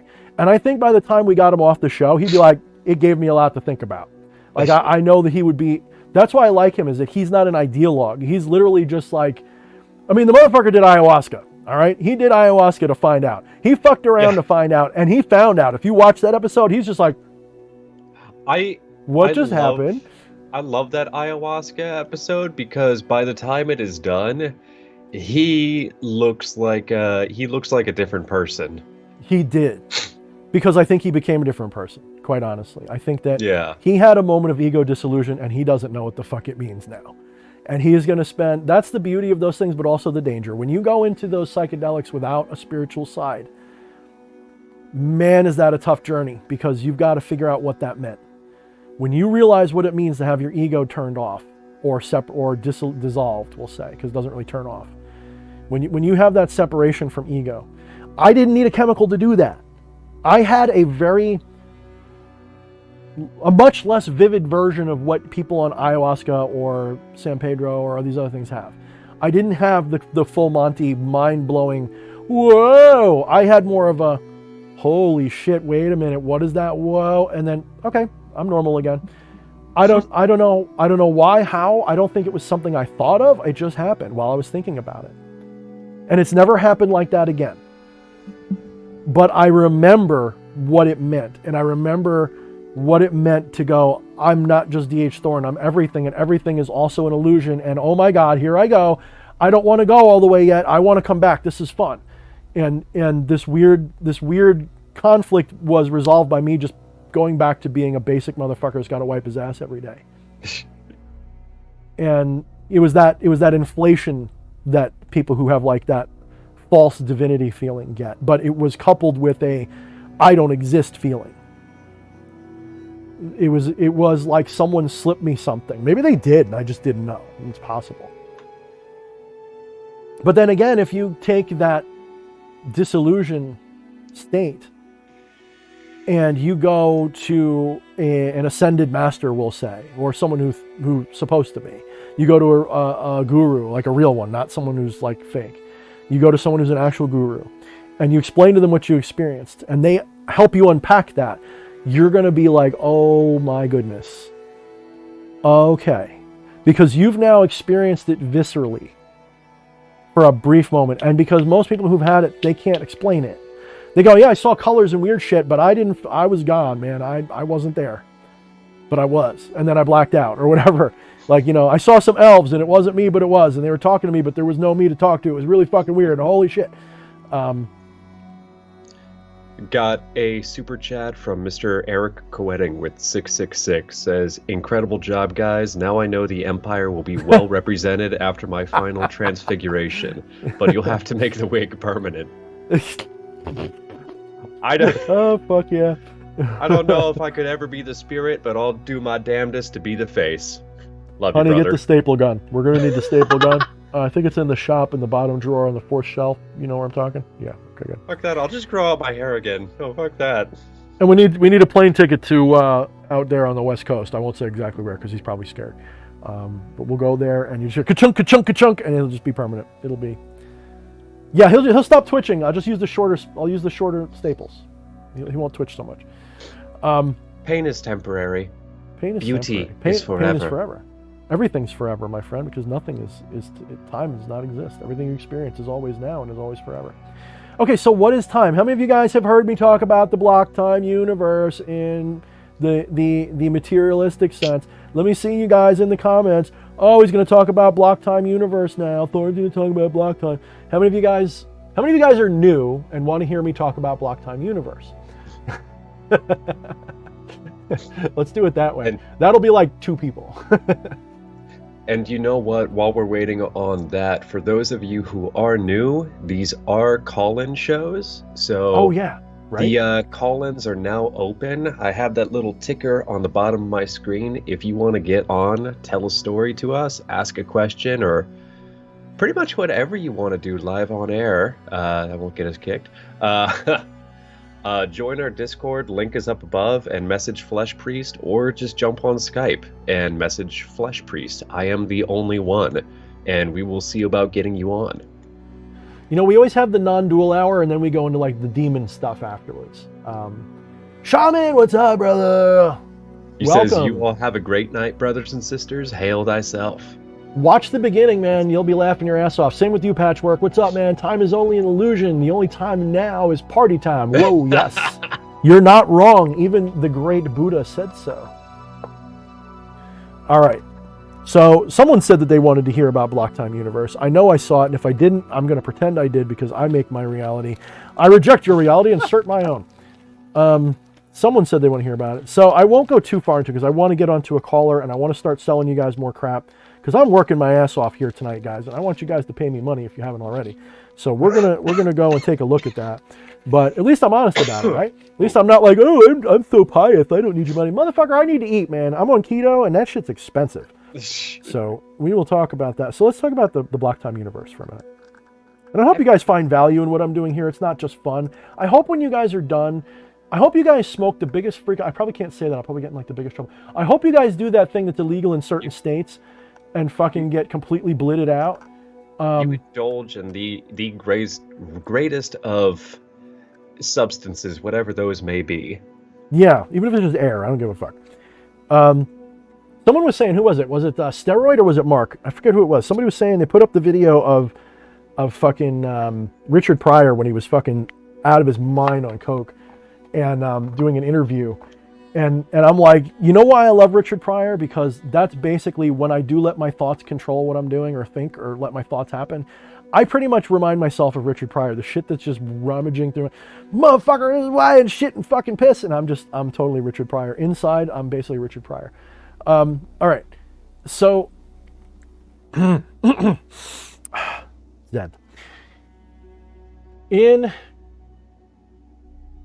relativistic, in quantum, in the world of materialistic science, there is this theory which has several different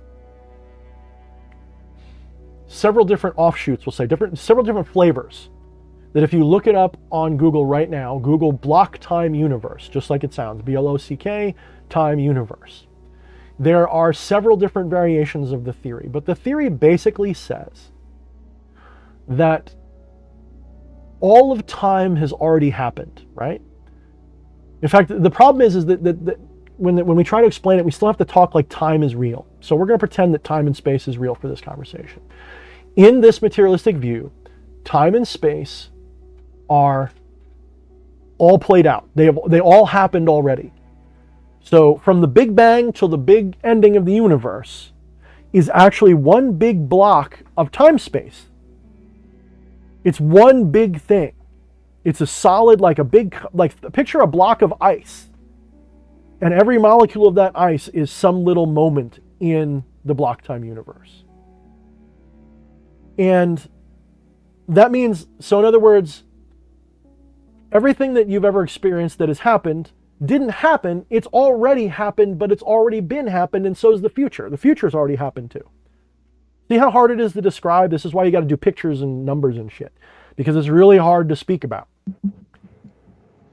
So one way to think of it would be, when I move my hand like this, in the block time universe, there isn't my hand going like this. There is literally every state of position from here to here exists simultaneously, but time is just another dimension. It's like it's a fifth dimension or a fourth dimension. It's another dimension you can move through. So it's like you got 3 dimensions of space and 1 of time, so you can go in any of those 4 dimensions, and that's assuming there's only those 4. Let's pretend there's only those 4.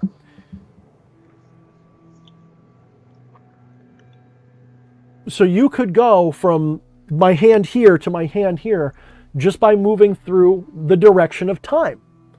That's all you have to do.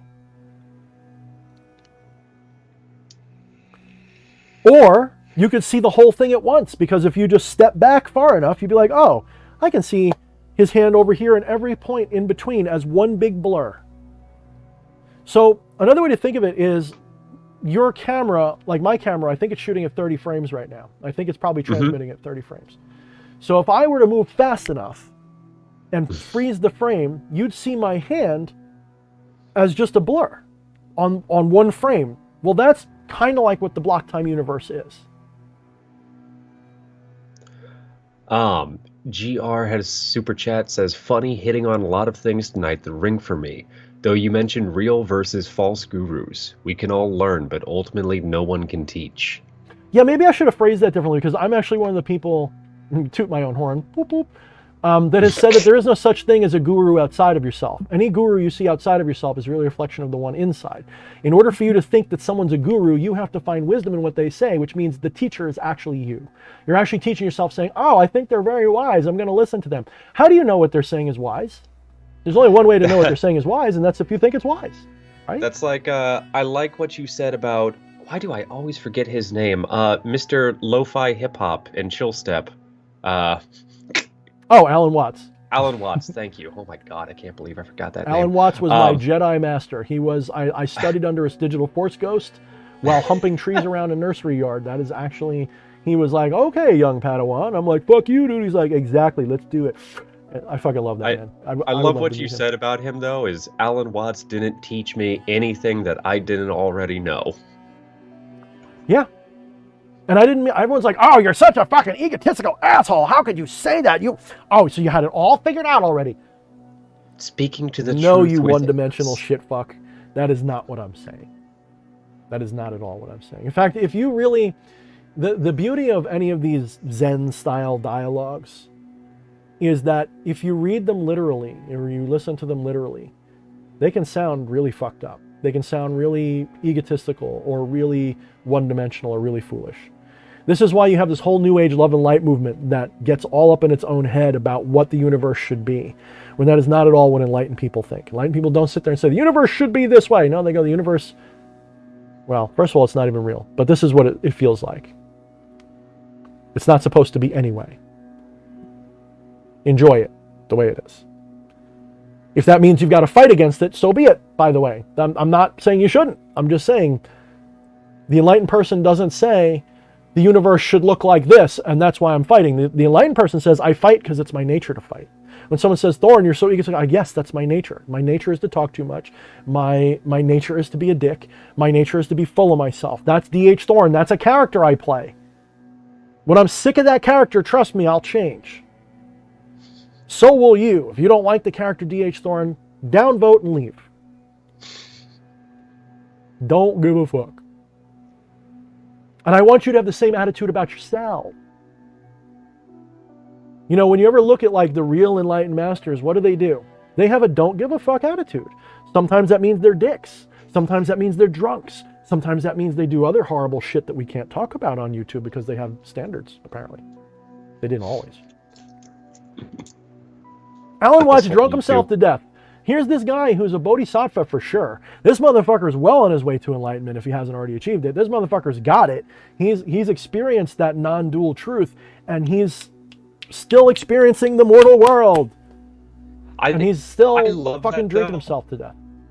Like, a bunch of people see that as a flaw. I don't know what's going on with my camera, by the way. No, you're cool. People see that as a flaw or whatnot. I love thinking back to that George Carlin thing of just find what you love and let it kill you.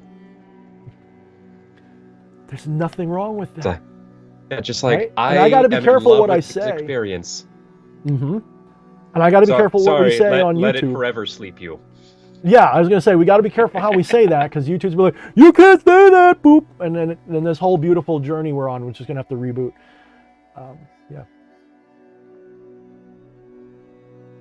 So, Wyatt Coverdale says, Thorne, how's this one for your ego? You and Flesh Priest are the most wise and enlightening people I've ever heard of, and could probably lap circles around Watts, Nietzsche, and Sadhguru. Now I know he's lying because he included me in there.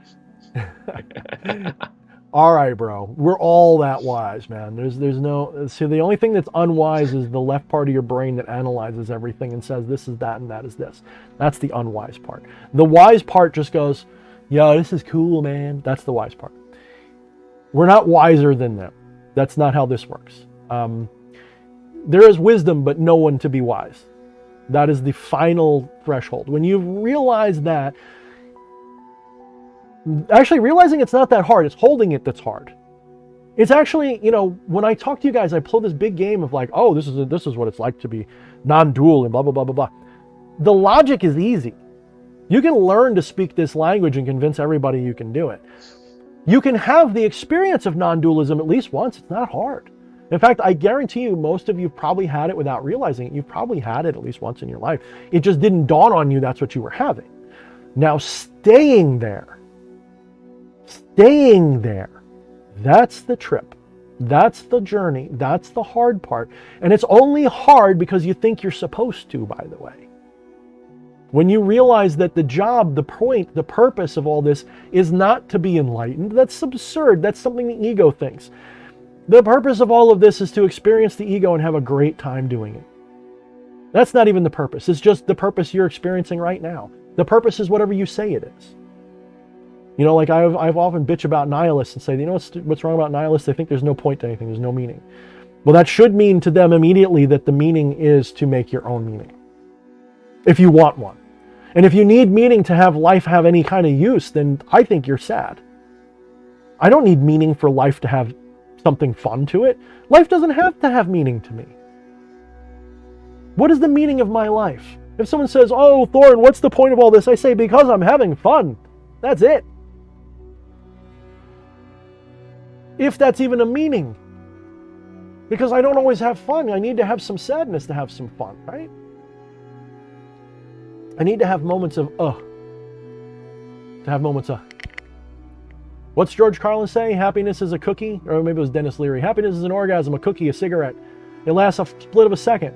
That actually kind of sucks, because that's saying that that person is so jaded that he needs the extremes of pleasure to have any kind of happiness in his life. That's actually really sad.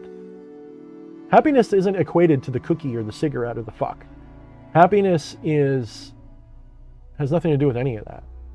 And happiness and bliss are not the same either. That's another thing to keep in mind. Peace and bliss and happiness sound the same, but they're not entirely the same. Bliss and peace are pretty much the same, but happiness and peace are not. So anyway, we were going to talk about time. So I said, look up the block time universe. The block time universe says that all of time and space happens at the same time. Now, my version of that, if I was going to once again become a materialist, my version of that includes the multiverse. This means that there isn't just one universe of time and space. There is a universe in which it's still a universe because it's still one entirety. You call it an omniverse, whatever you want to call it. But it includes the potential for different, what we would call timelines. The potential for time to have an infinite number of directions. In other words, time isn't just one direction, forwards and backwards. It can go at different angles, all different directions in itself.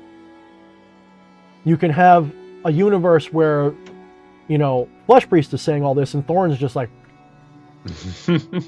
not that that's what you're doing, Fleshy, I'm just saying. In case somebody were to imply that that's what I meant, that's not what I meant. You're not stupid. But we could have that. We could have a universe where I got fucking double D boobies and Flesh has 4 ears and all of that. I kind of like where that the Berenstain universe. Bears and the Berenstein Bears are both true. What if I told you both are true? And it just depends on which part of the block time universe you came from with your perception. So, what if I also told you that what if there's only one particle in the entire universe?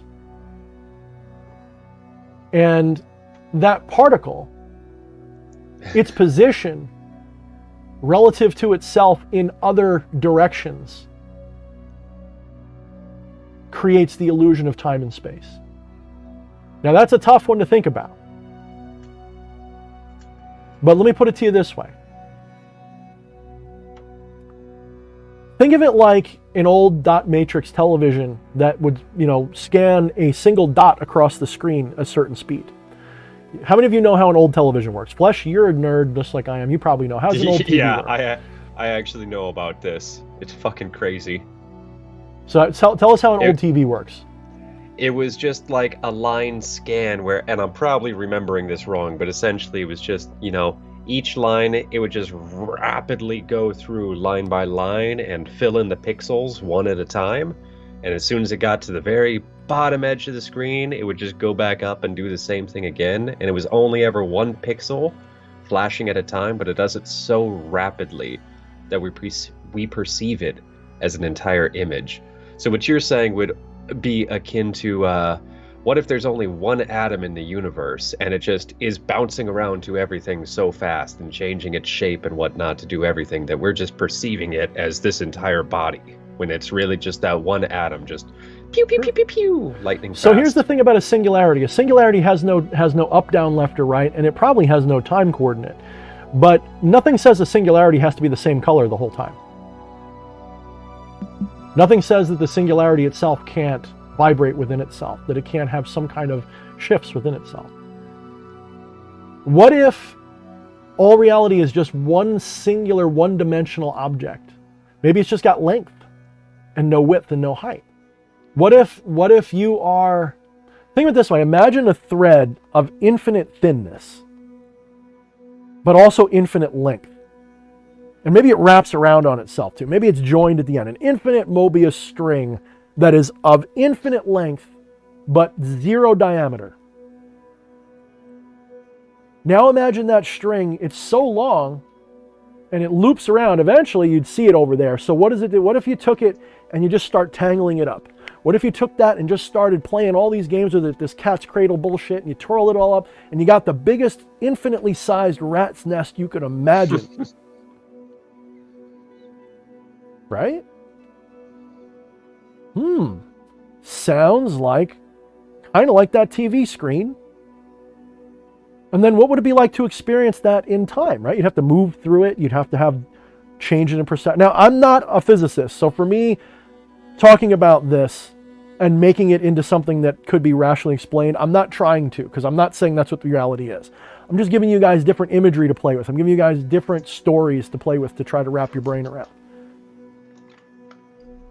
The most important thing for you to do. So right now, what I'm doing is actually a cardinal sin in non-dualism, by the way, if there was such a thing. I'm explaining to you the left brain idea of it. I'm blah, blah, blah, blah, blah, blah, blah, all these brilliant sounding ideas and metaphors and stories. None of that will get you there. You could understand what I'm saying till you're as blue as Yepson is on the screen right now. That will never achieve. You could watch me from now until the day I die and learn everything and be able to repeat it verbatim and go, okay, it's minute 15, he's about to go on the time rant. You can have me as a program in your head and just have it on loop and never get it. Even though you could pass any exam that was given to you by somebody. I could write out, and I wouldn't because it would be foolish, I could write out a multiple choice quiz and be like, okay, what's non-dualism? And I could have you, this is why I don't give tests, by the way. I can have you fucking fill it all out and get everything right. And you would still have no idea. Because the left brain, this mentalism, is just the monkey brain chattering away. It's just more of your ego convincing itself it matters. Because even what I'm telling you is just a model, and a model is not reality. In order for you, this is why I recommend people learn mindless or mindfulness or no mind meditation. There's a lot of different ways to describe it. Basically, where you drop the chattering brain. Not destroy it, not get rid of it forever. You can't silence it or shut it up. What you got to do is tune it out. You've got to stop focusing on the blah, blah, blah brain. You have to reach a point, you don't even have to. If you want to have the experience of non-dual truth, you've got to go where thoughts aren't. Thoughts are a tool. Just like we said about time, just like we said about all this other stuff, it's a very useful delusion. Thoughts are a very useful illusion.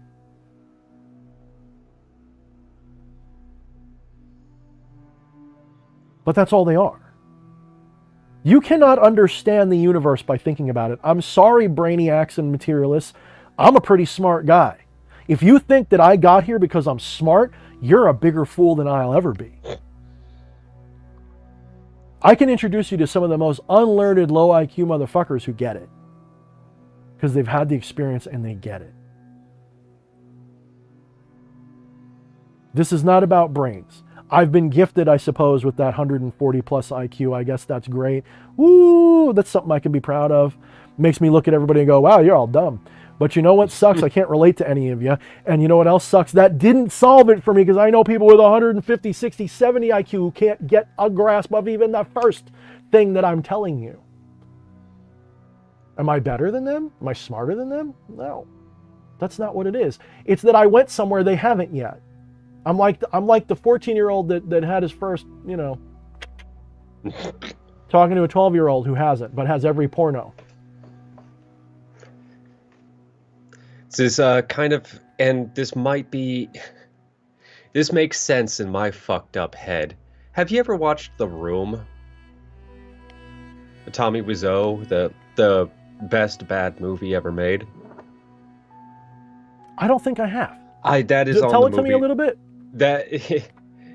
I don't even know if I can explain. Anybody who hasn't watched The Room, watch it. And if you want to watch it with all of us, I am going to make it mandatory for a movie night soon. because Well, we're watching Nick Cage tomorrow night, I think. I think that's the plan now, right? You and I are going to watch that new Nick Cage movie tomorrow night. I'm down, but I'm talking about like with all the Discord group. We'll watch the fucking room. It's just explaining it wouldn't really do justice. Like it's just it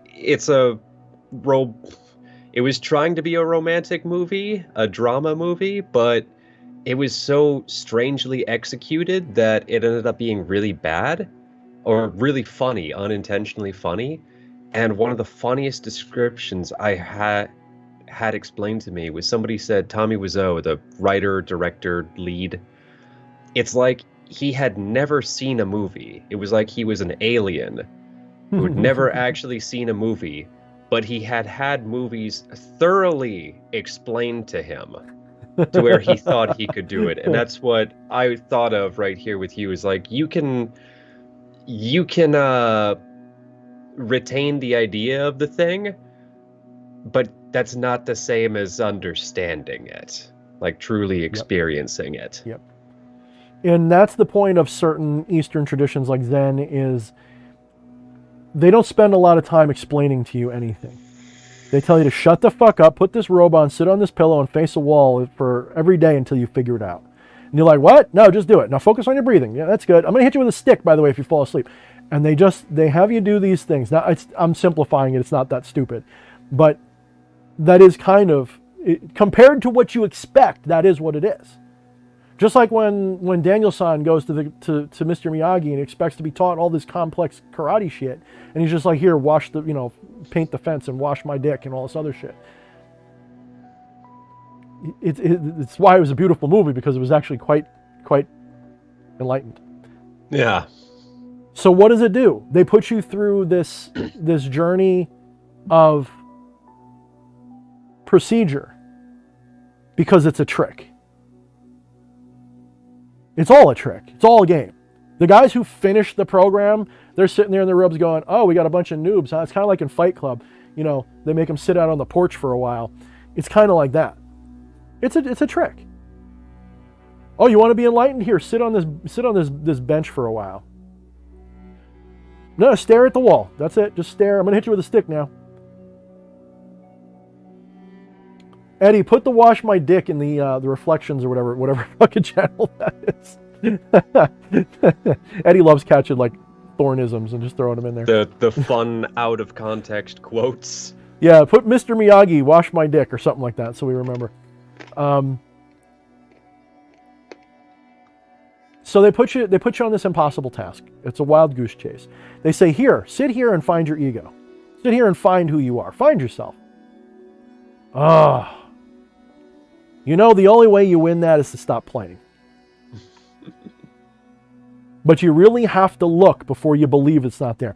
How many of you guys really know that you don't exist? How many of you really know it? If any of you say yes, okay, good answer maybe, but it sounds like you're just telling me what I want to hear. Don't answer. How many of you know you do not exist? How many of you know you don't exist? Truly know you don't exist. How many of you know because, not because you've heard me say it, not because I've proven it to you with logic, how many of you know you do not exist? I'm willing to bet probably zero. Because the person answering thinks it does.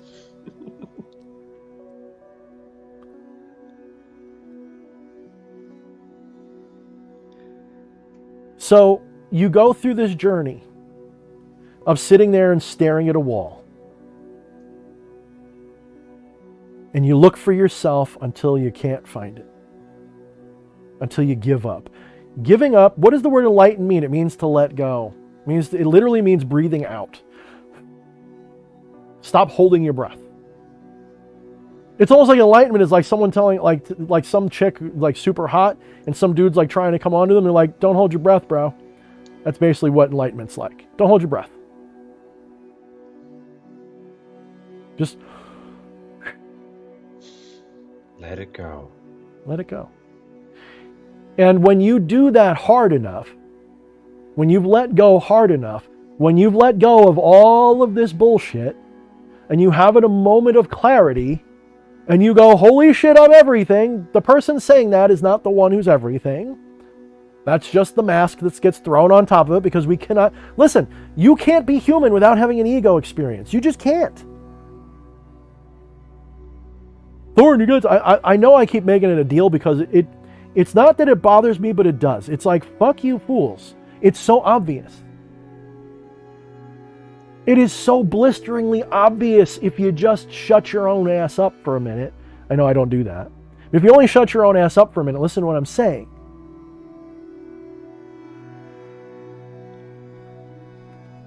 You can't live as a human being without an ego delusion. You can't do it. That person does not exist.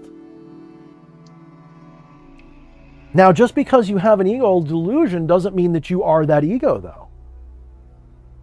You know, this whole thing, the Buddha, he got rid of suffering. Yes, because the being that the Buddha is cannot suffer, but the dude Buddha suffered like a motherfucker. He died in agony because he ate some pork when he shouldn't have, after swearing off of it, and it poisoned him. Shit, I didn't even know about that. Yeah. His last days were agony, but he died blissfully. Because what he was cannot experience pain. What you are experiences pain, but it doesn't experience suffering, is what I'm saying. Suffering is when you, so your ego suffers. Your ego says, I don't like this, change it. That causes suffering. You go, ha ha, bitch, eat another one. Have you ever noticed that life only gets better, like when you're having a bad day, when you just stop worrying about it, you're having a bad day? It's usually when you stop thinking about it that bang, it just turns around. That's also when bad things happen, by the way. That's also when the bad things happen, mind you. That's fair. Always the thing that pisses me off when I'm having a bad day, is just knowing, like, I'm doing this to me. Why can't I fucking get out of this goddamn headspace? Why do I keep letting myself do this? Like, no, be peaceful, be peaceful. But I want to be angry. Well, that goes back to, can you think yourself to sleep? Can you think yourself to shut up? Can you think yourself without thoughts? How do you think yourself into not thinking? How do you think yourself into thinking? If there's no thoughts, how do you start them? It's bullshit. Thoughts don't do anything. Thoughts are just a vibration in your consciousness. And you look at them and go, that means x plus 1 and 1 plus 2 equals blah, blah, blah. So therefore B equals... You fucking turn it into something.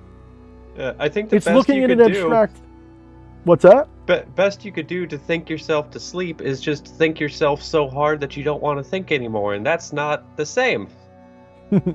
Angry Figure's cracking me up. He says, don't you non-existent fools realize I don't exist and I'm telling you nothing? Oh, I've gone cross-eyed.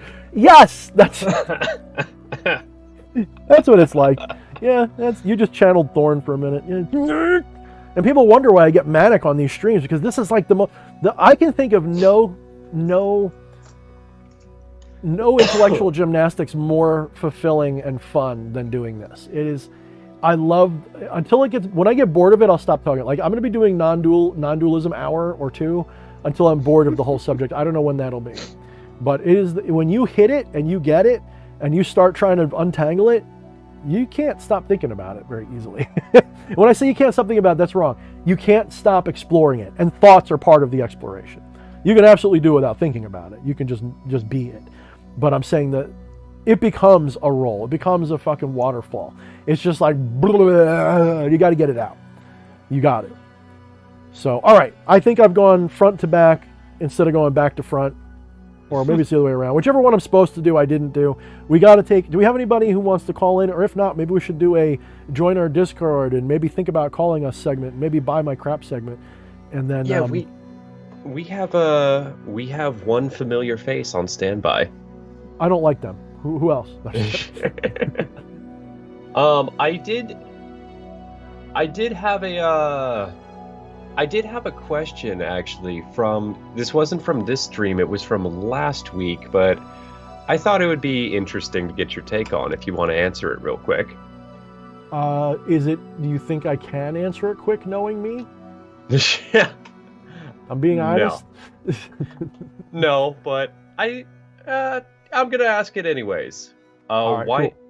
It's we've done the heady stuff, and not that this isn't heady, but I think it's a little bit more Wyatt I would covered. like to change gears and talk about spirits and demons and shit at some point, since that seems to be more popular.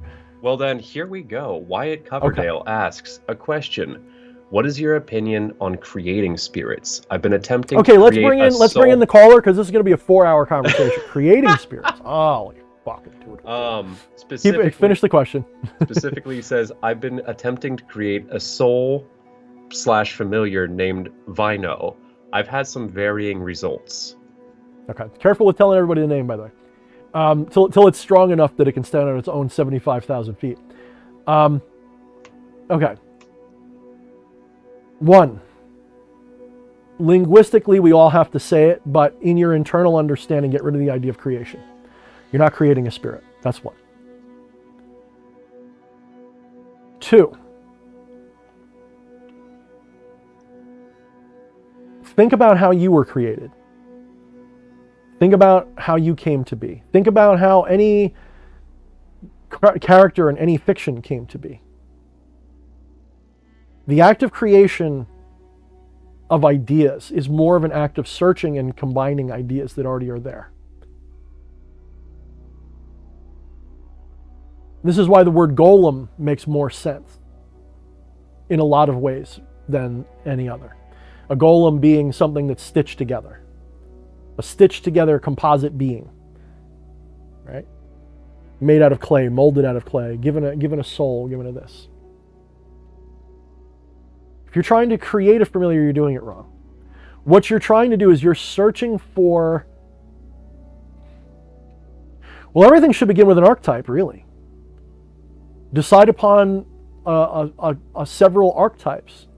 If you read Become the Maelstrom, when you're acquiring your familiars, what do I tell you to do? Come up with some rules that you want them to follow. I'm kind of cheating here a little bit, because I'm not telling you the truth in Become the Maelstrom. I'm giving you a procedure to do, by the way. You're like, oh, okay, I got to come up with rules, and I'm going to ask a spirit to give me a familiar, and it's going to give me a familiar with these rules or something. No, that's the cheat. I'm cheating you. I'm lying to you. I'm stealing your watch and selling it back to you. The truth is, you're searching your consciousness for, what do I need? What do I need to experience in my familiar? What does my familiar have to be like? What does that mean to me? So you search for archetypes. These archetypes are things like, it's loyal to me, it will kill for me, it is a fetch, it will cast spells with me, it will do whatever the fuck. Keep it limited enough so that it's not like a bag of holding. There's the D&D shit again. So it's not like a bag of holding in which the whole universe is contained. Keep it simplified, because an archetype's only useful when it's limited. An archetype that is everything is not an archetype anymore. So an archetype is a division of reality from one concept to another. So divide your needs into almost like a tree or a Venn diagram. I think a tree's better, like a family tree of archetypes. And I don't mean just personality archetypes like Jung or something. I mean conceptual archetypes. Well, that does include Jung, but come up with some archetypes. Is it rebellious? Is it loyal? Does it need you? Do you need it? You know, what is it about? Is it loyal to you? Does it carry out these activities? Is it willful? Is it innocent? And if you don't trust yourself to choose wisely, roll some dice or something. Draw some tarot cards. Swing a pendulum around. Use a Ouija board. Whatever the fuck you feel like will give you the answer that you want. Sometimes I find it more fun to make it quote unquote random. Sometimes it is more fun to do a reading over it. Sometimes. Let the cards decide, because then you've got to adapt to that, and it can be more exciting that way. But come up with the ideas first. Come up with the archetypes first. When you've got them firmly in your head, now look for symbolism that matches those archetypes. Oh, you want a rebellious outlaw spirit. Okay.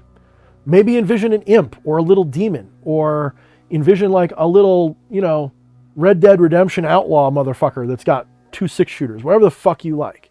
Go full postmodern chaos mage on that shit. Speaking my language. I like classical stuff. I like classical stuff. So for me, it's going to be a fucking little imp or something, right? A little devious little imp with a pitchfork. Hey, do it, right? That's kind of what I'm going to go for. Fire! Yeah, fire! It's going to sound like Beavis, yeah. So find these archetypes that you like and flesh them with this clothing of conceptual bullshit. Have fun with it. Create a character like you're writing a book. Now that you've done that, now start breathing life into it. And there's a lot of ways you can do that. There's no wrong way. There's just a bunch of different things that do a better job or worse job for each person. Sometimes it's literally you mold it out of clay and you jerk off on it. Whatever the fuck you have to do. Whatever symbolically starts to make you feel like you're invoking life into it. Then, don't just do that. Now, treat it like it's alive. Imagine it being alive right there in front of you. If it's got an idol, like something you made out of clay, or something you bought, or a drawing, or a painting, visualize it moving. Visualize it jumping out of the painting and running around your house. Role play it as being real. Talk to it like it's real. Be careful, though. Because if you're creating an egregor, which is what I'm describing, those fuckers can, if vividly enough created, take on a life of their own. Usually that requires other people knowing about it, but not always. It could be like a puka, if you know what a puka is. It's like a spirit that's invisible except to one person. You can create a being that is every bit as real as you are. You're not real, by the way. You can create a being that is every bit as real as you following this method. And anytime something happens where you feel like it's done its job, reward it and treat it as if it's alive. So let's say, for example, you tell it to do 10 different things and it does 2 of them successfully. Ignore and forget that you told it those 8 things that didn't happen and focus on the 2 that did and pat it on the head and be like, you're totally real. I couldn't believe I didn't believe in you. You're totally real. What am I basically describing? You're basically deluding yourself, according to a materialist. You do it well enough, do it long enough, there's not many limits to what will happen. In other words, you can create a god. I'm not kidding. You, by yourself, can create a god by this method. Lovecraft basically did. Your parents did. My parents definitely did, because I am a motherfucking god. Eric's parents did, for sure. Your parents did. What are you except a bit of clay that somebody fucked into the womb of some other person, and then it came out 9 months later, it grew, and then they called you a name and fucking taught you shit. And patted you on the head when you did what they told you, and when you didn't, they scolded you. Come on. Pull your own head out of your ass for a minute and realize you don't exist, and you are an egregor too. It's that easy. Now, making it capable of doing things is like, look, I can teach you how to get a dog or how to create an egregor. Getting it to do something, that's harder. Right? Anybody can be handed a dog. Not everybody deserves a dog, though. Well, that too. Neon, in a sort of related point, Neon Cicada says, is that fracturing ego into second identity? First of all, you don't have an ego. Ego is a thing you experience. It's only fractured so long as it's only yours. In other words, let's say I convince Flesh Priest that I have a familiar, which most of you know that I have several. But let's say I start really talking about it, and I don't, by the way. You notice I say I have him, I name him, I describe him, but I don't tell you, I tell you a lot about him, but he's mine. And I'll probably release him more to the world over time as he's developed, but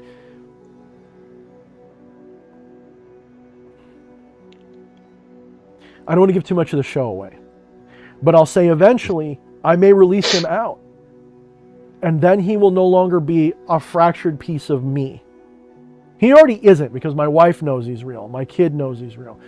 Anybody who's watched me use him in ritual believes he's there. So it's not really, you can't fracture something that's not real.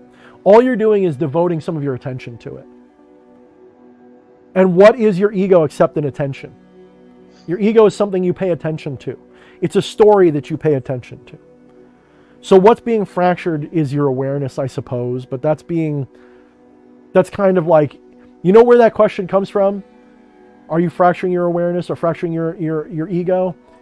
That comes from superstitious thinking that your ego is a thing and that you should be wary of doing these things for whatever reason.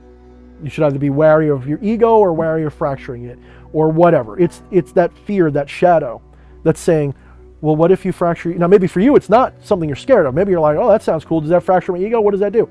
But the source of that question, where you heard it from or where it maybe arrived in your mind from, probably came from a shadow. Maybe not yours, maybe somebody else's shadow. Ooh, got to be careful. Don't want to fracture that ego.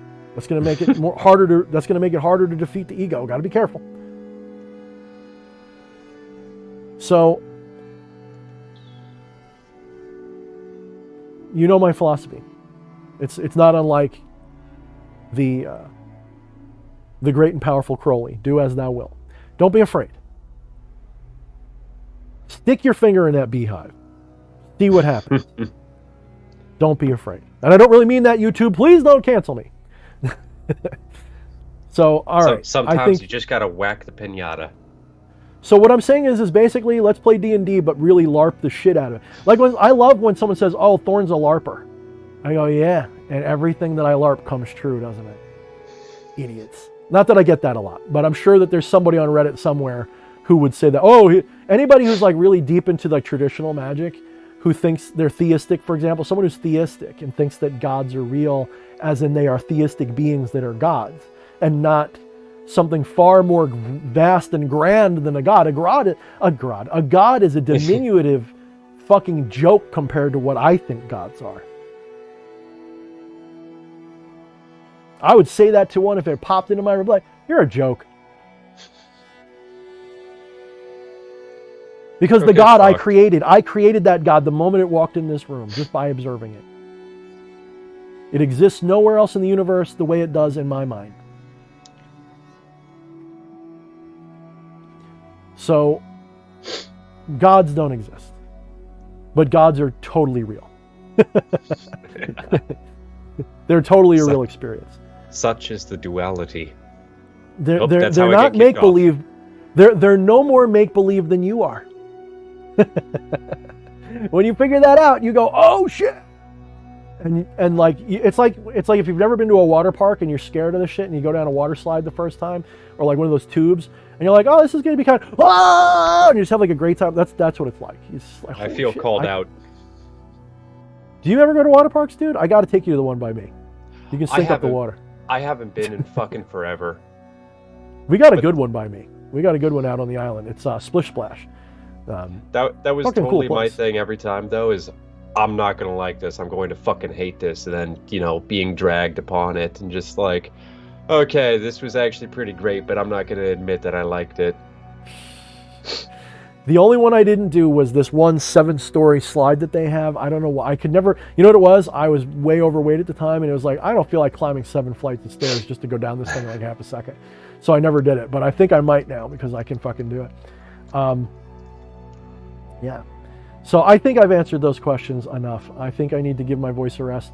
Why don't you bring Eddie on, because I'm sure that's who it is. If it's not, it's either Eddie or Eric. Bring him on, and unless you got other calls. But actually, we need to do that, and we need to promote crap again real quick, because I want to see a couple of sales of this thing. For those of you who like the icon, the imagery at the bottom of the screen right now, I have just released a brand new set of tapestries on my Teespring that are variations of what you see on your screen right now.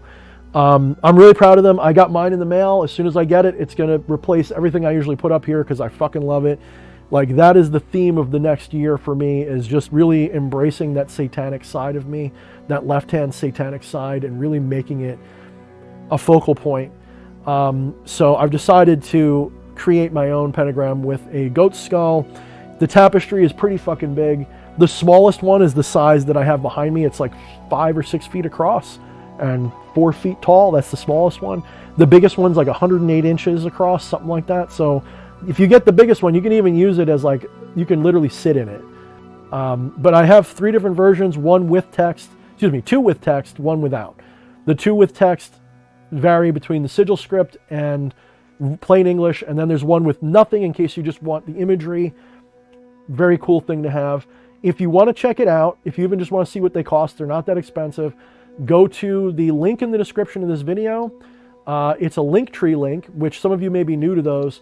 There are literally about 10 different links on there. They're all to different things you can interact with me on, including Discord, including my Facebook. Well, the top couple are all my sales pitch crap. So you'll see buy my book stuff, you'll see all that. One of them is my Teespring link. Go there, click on that link, and you will see probably the tapestries will be first, and I think the Magic is in the Butt t-shirt will be another one that will be right on the front. So Flushy just put it there. Now before you hit buy now, or when it comes time to do so, I've got a promo code. What was that promo code? I think I still have it saved, actually. You know what? Let me, if I do, yes I do. So let me grab this. I'm going to pin this comment, actually.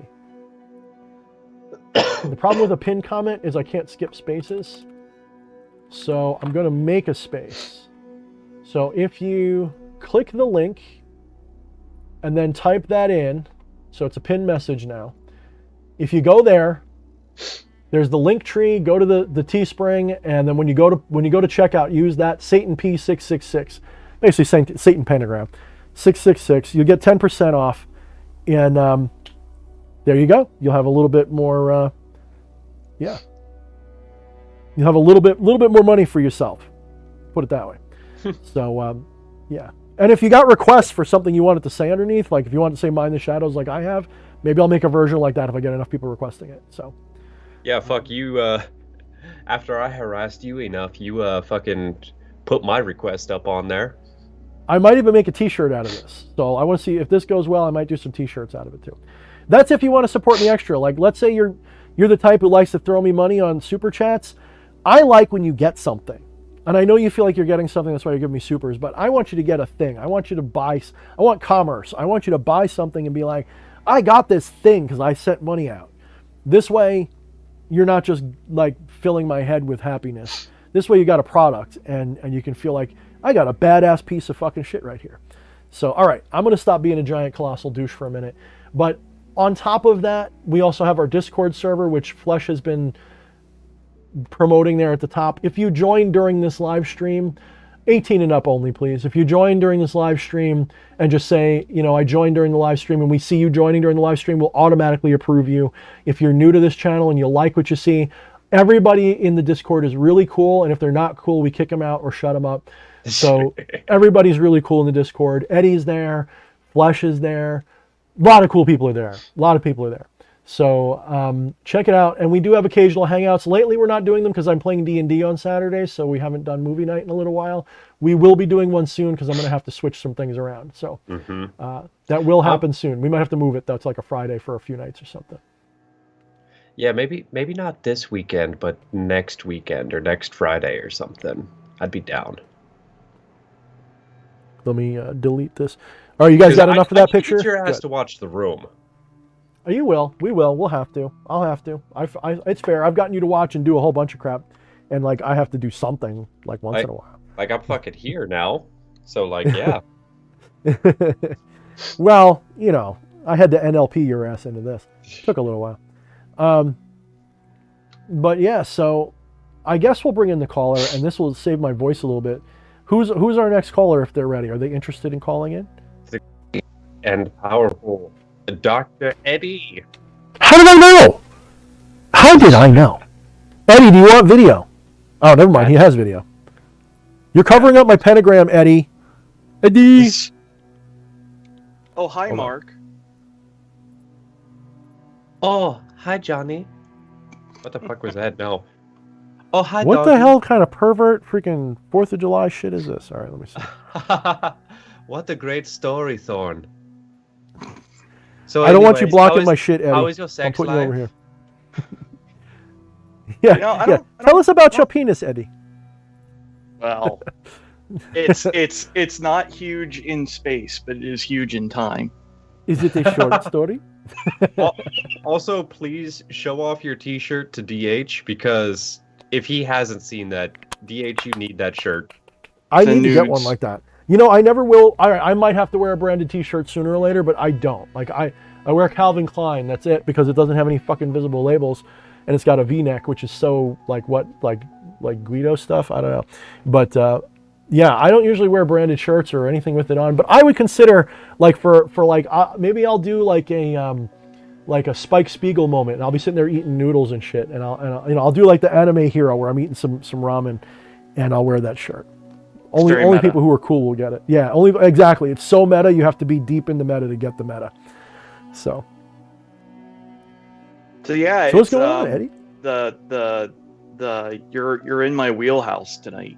Although it's weird because it's like, this is one of the ways in which we're very similar but very different. Which is, oh, get him off the air. He's going to argue. No, just kidding. now, this is why you're a writer and I'm not. Is that there are some things that cannot be taught; they can only be learned. Right? That's why I'm a mystic, because you have to experience these things firsthand. But and I know you know that too. But then you'll go ahead and talk about it for 3 hours anyway. So, which is great. It's my good. zen. I get it out because I spend all the time having this stuff in my head, and it's like jerking off every day but never coming, and then Thursday come like and you guys get the whole face load all at once. Somebody put that in the gnosis. Yep. I feel like, oh man, I can't believe I'm siding with DH on this one, because normally I'd side with you because I think he needs a little bit of abuse, but I do like that somebody was telling me that a bunch of the fucking old shit with witchcraft, specifically in this case, of like, you must collect a dagger of the purest silver and all this shit, or go out into the woods on the fullest of moons. All this shit was probably somebody just going to, you know, a guru, a master, what have you, somebody more learned, like, how can I learn this? And go on a fetch quest, kid. The fetch quest wasn't really what taught them, but along the way, they learned it. Sometimes I feel like, yeah, you can't really teach this stuff, but maybe if you do some of these things along the way, it's just going to happen. Not through the teachings, but the teachings got you to the right area. The magic was inside your butt all along. All along. All you needed was for Flesh Priest to come probe it out for you. All you needed was a little of that baby laxative. I mean, the levels that you're right on are very, very splendid. There's a lot of levels you're right on there, because it goes way further than just learning something. Let me ask you, if you go on Amazon, or let me tell you, let me give you a quick story comparison. You do a ritual with King Paimon, and King Paimon says you must have a wand, and it must be a powerful wand. And he says nothing else. And you go, okay, cool. If you're walking in the park one day, in the very, very month of May, very merry month of May, and all of a sudden, a strong wind blows, and a large branch falls at your feet with a thunderous crack. Or maybe there's a bolt of lightning, and it falls at your feet. And you just feel, you even hear maybe King Paimon say, take it now. And you reach down, you snap a branch off, and you go home and use that as your wand. Or you go to Etsy and you find someone who's an exquisite artisan, and they've crafted a glorious wand with beautiful materials for you. Or you go to Amazon and you buy a Harry Potter special for $14.95 made out of whatever crap that they found. In order of potency, which wand do you think is the most powerful? Well, it's whichever one means the most to you. Fair. King Paimon doesn't care. What's he going to do with a stick? But which one do you think is going to mean more to you on average? Well, it's typically the one that honest to me, it's probably going to be the one that lands at my feet. but there's a case to be made for the reason the materials for a lot of those things are so exquisite is the whole, was it Adam Smith in Wealth of Nations, where the value of something is directly related to the danger and or difficulty in obtaining it. That's what money really is. It's a symbol for that guy going down in the coal mine and sacrificing his body to get it for you. Mm-hmm. Yeah, that's very true. And there's a lot to that. But in a very broad brush, basic way, what we're saying though, is that Amazon one probably isn't going to be the powerful one for you and me. Now, somebody it might be. Let's say I fuck around and I go to Amazon and I buy that cheap Harry Potter special. I get it home and then I spend hours carving runes into it. Did that just upgrade it a bunch? You bet your ass it did. Mm-hmm. Now, what if I sell it to you or if I give it to you? Maybe you're like one of my students and we meet in person. And I'm like, you are my greatest student, my greatest pupil. I want to give you the most powerful wand I've ever used. You're Wow. my favorite And you customer. Right, basically. Yeah. So Here's one too. So I'm a kid, living with my very Christian parents, and I can't, and so I squirrel away, a nickel here and a penny there, and come up with $14.99 to get the Harry Potter special. Well, does the fact that $14.99 is the only $14.99 I have change the calculus there? It absolutely does. Yeah, it does. But then again, that same kid might have that lightning bolt moment, and that wand will still probably be better. Right. We're not really saying objectively. We're saying subjectively. A lot of people would agree, in order of woohoo, that lightning bolt wand is a lot better than the Etsy one. The Etsy one is a lot better than the Harry Potter special. But the Harry Potter special can be elevated to Etsy level very easily. Now, what about if I had the lightning bolt wand and then I sell it on Etsy? Does that suddenly diminish its power? Probably. It would to me, because it didn't land at my feet. Correct. So this is why, like my son, one day he was out and he saw a hawk being attacked by several. Now, I have a policy where I try not to buy bird feathers. Not just for some greeny environmental thought of like, oh, if you're buying feathers, you're contributing to some industry that has to kill them or whatever. For me, it's feathers. You think that they'd be common, but walk around outside and tell me how many feathers you see on any given day. Usually that many, right? Like you have to see a dead bird or something to get a feather. Mm-hmm. So he was watching, it was recent. It was right around the time that I was regularly getting attacked by things spiritually for a little while. He goes outside and he sees this hawk, and suddenly a pair of crows, which are like, sort of like my spirit animal. The crow and the raven are my spirit animal, basically, the archetype. And he sees them attack this hawk and just chase it around mercilessly, and this hawk feather flutters down and lands at his feet. And he's like, I don't know how I know this, but it's for you.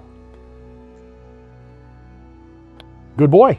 That's my hawk feather. Right? Yep. I won't use another one. That is the one. Now my wand, the powerful wand that I had to buy the material for that and make it myself, because there's no chance that I'm going to walk around and a Gaboon ebony tree is going to be there on Long Island and a bolt of lightning is going to strike it and knock a branch off for me. It's never going to happen. So I had to buy the wood that I wanted online. But I had to spend time making it, and I didn't do it with a power tool. I sat there with a knife and just went shh, shh, shh for 3 days. And it was a big, thick hunk of wood. And just whittled it down day after day after day until it was the shape that I said, it's good enough.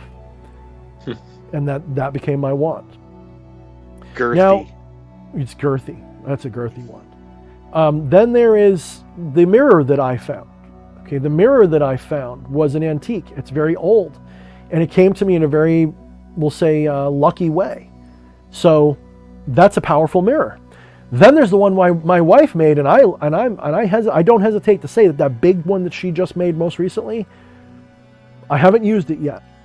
I've actually been afraid to. I want to use it. Compared to the antique, I bet you the one she made makes that thing looks like somebody wiped their ass with it. I remember, I don't know if it was on stream or if it was when we were just hanging out, but you just fucking losing your shit over that thing.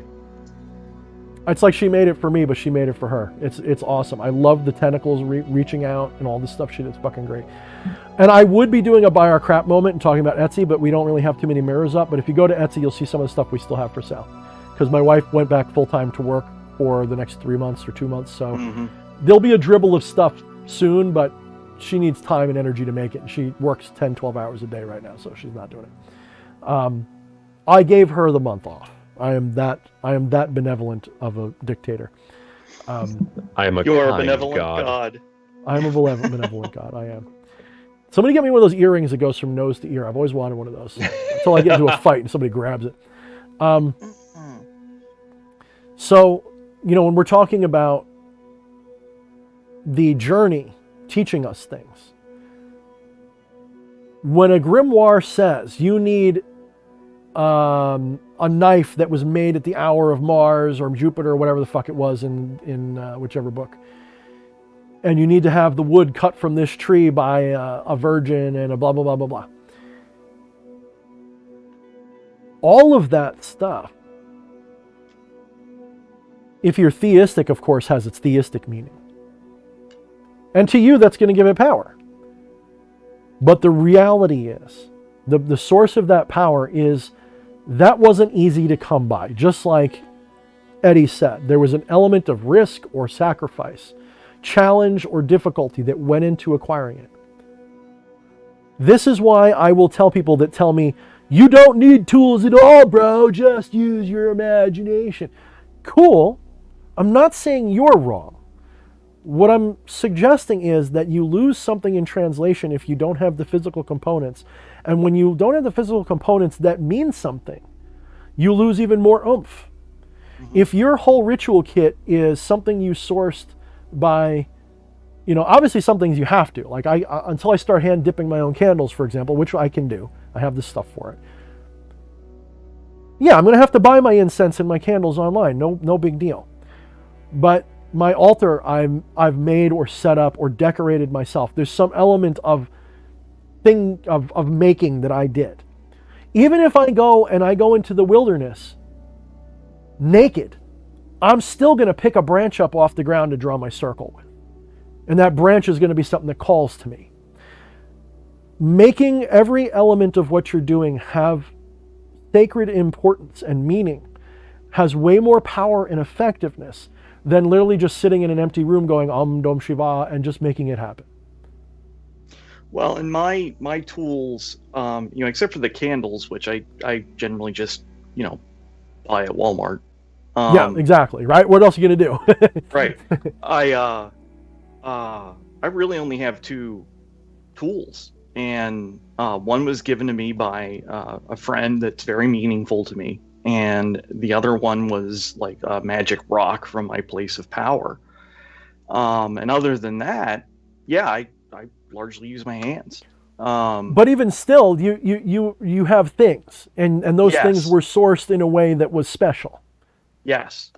And the choice to use my body as the tool was itself done intentionally from the perspective of, this is the most sacred thing I possess.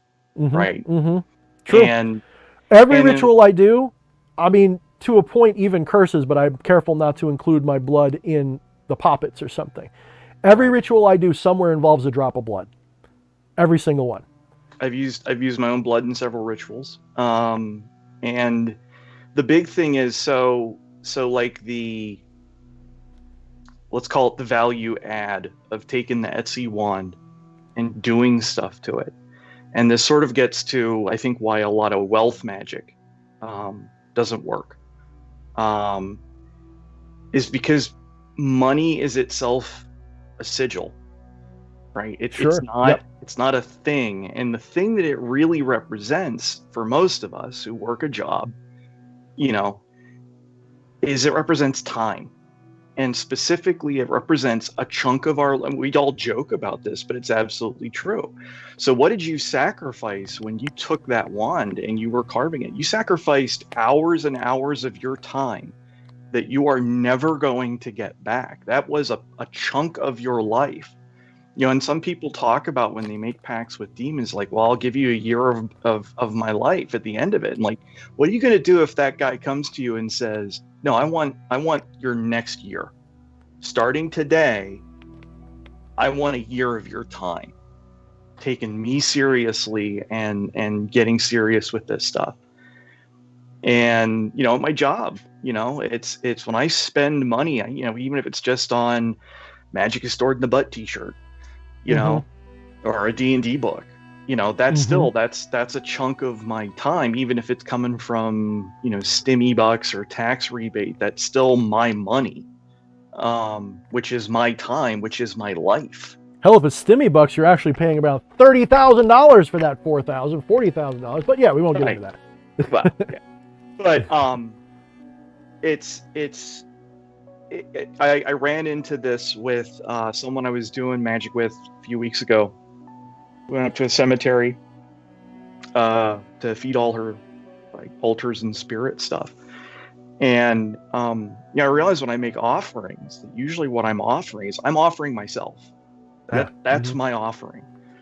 And even if it's something like a so like to the spirits of the dead, what I offered them was I smoked a cigarette and basically said, hey, anybody who hasn't had one in 80 years, you're welcome to jump in for a little while and enjoy this with me. And that's one of the most powerful kind of offerings you can make to any spirit, gods, demons, whatever. If my offering isn't just my blood, which it very often is, because I've been told by them my blood is that's like you gave us $1,000, thank you. Like that's a big deal to them. I'm like, it's just a pinprick of blood. How's that special?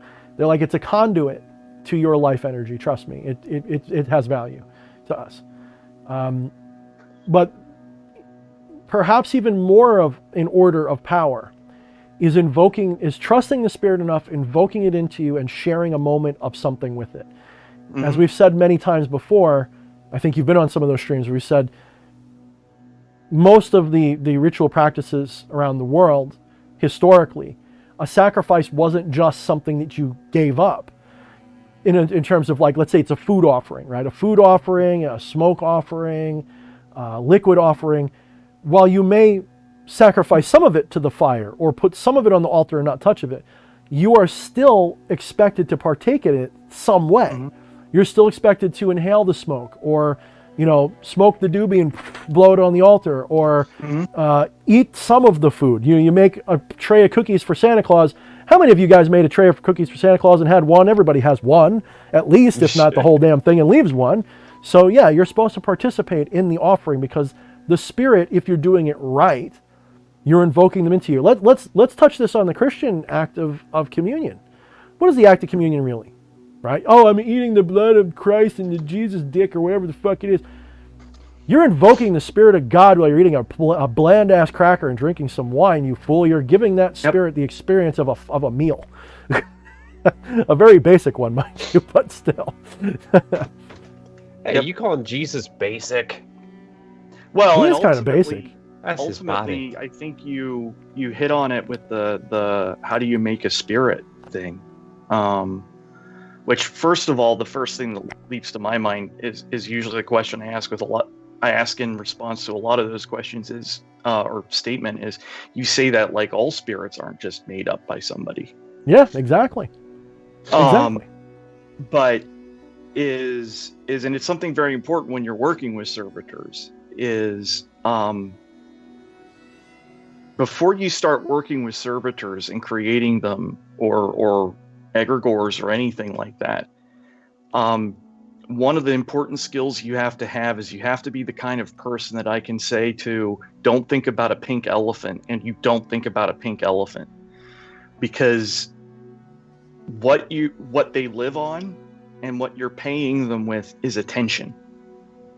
And people laugh about this, but it's true. Is the most effective completely right geist is to ignore it. Mm-hmm. But that's really wasn't it Crowley who said laugh at them? Like you tap a log 3 times with a stick and laugh at whatever you think is there to kill you. I think it was Crowley who said something like that. Well, it might have been, but he was getting that from Martin Luther. Okay.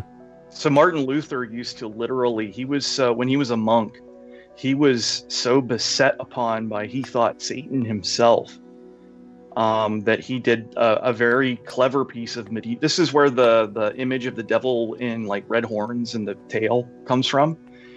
Is that the reasoning in the Middle Ages was that since Lucifer's primary sin was pride, the way to get rid of him was to attack his pride, make fun of him.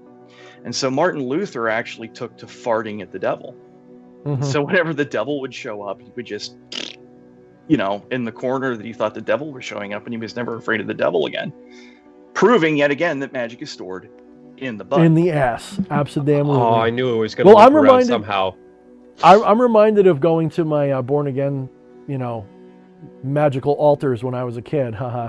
The born again Christian hut of the whatever it was, the churches that I would go to, and we would very regularly have a stomp on the devil's head session, where we'd all, the devil's down there. You stomp on him, yeah. Stomp on the devil, yeah. Stomp on the devil. That sounds like a very youth group activity right there. Yeah. Well, no, this was actually all the adults were doing it. It was one of those born again, geez. Yeah, it was one of those kind of churches. That was my dad's church. My mom's church was a Baptist church, very, very much more. Oh. We don't talk like that around here. That's the churches I came up in. The frozen shows. Yeah. But but no, I mean, and so yeah, I mean, I think you hit the nail on the head. Is that giving them attention is already the offering. That you're already offering them something because you're giving them attention. And when you're new at this and you have the question of, are you real? They have much more interest in proving themselves to you. So you tend to have a little bit more of a oomph on your first manifestations with any spirit. It's almost like the legend of the genie is giving you 3 wishes. The first 3 wishes really come through good. After that, they start to peter out, And that is not wrong, I've found. So coming back to magic over 2 years ago, I'm finding that I find myself working with new spirits and they come through real good the first couple times. And after a while, they're like, maybe, we'll see. They'll be like, no, we love you, but we'll see. I have a headache tonight. Yeah. It's actually more like, have you learned it yet? Haven't you figured it out yet? Okay, I guess not. Oh, this fucking dude. Yeah. I've lived it and I've advised people it, and it's true every time. The easiest, whether you're doing it as a sigil or a spell or whatever you do, whatever, the easiest magic you'll ever do is the first one. The hardest is the second one. Mm-hmm. That's because true. Once you've had that holy shit this works moment, like you're going to be sitting there all tight and anxious trying to get it to work the second time. Yep. And this is why we go through these cycles of belief and not belief, even as believers, even as people who do it. Mm-hmm. And if I don't do that, I feel like I'm doing it wrong. The problem is you don't want to get burnt out on it and go, well, this is just bullshit and not do it anymore. Or it is bullshit, but it's useful bullshit. Right, or it's useful bullshit. Right, it is all bullshit. It's just it's the same kind of bullshit that left and right is. The same kind of bullshit. It's useful bullshit. So we do definitely run into the danger. I mean, this is why I advise people, don't seek magic. Don't seek anything. But if you're going to do anything, magic is not the point. Magic is a fun toy. It's a fun tool. Play with it, talk to your spirits, have them advise you. Some people are way down at the beginning and they have a whole lifetime of enlightenment to look for. Some people, like me, I'm not saying I'm enlightened, I'm a big guru, but obviously I've got certain things I've experienced already that the real trick is not experiencing them the first time. The trick is not forgetting them again. So I know I'm a non-dual center of the universe. I know that I'm Eddie. I know that I'm Flesh Priest, and that all of those things are delusional things that I look through. I know this, but I forget all the time. Mm-hmm. Right? And this is how you, anyone who's really honest about their path will tell you, oh yeah, I've had that experience of enlightenment, but it doesn't last. What is the saying? You only live 2 years in Tibet or something. You can only be there so long.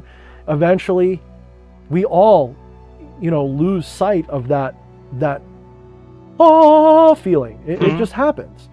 I mean, that's why I said, look at someone who achieved this at a young age. By the time they're an old man, they're sitting there drunk being an asshole. Because they get crazier as they go, because you kind of lose the game stops being fun. And enlightenment or all this stuff feels really awesome, if we can call it even enlightenment. This thing we're talking about is awesome the first time.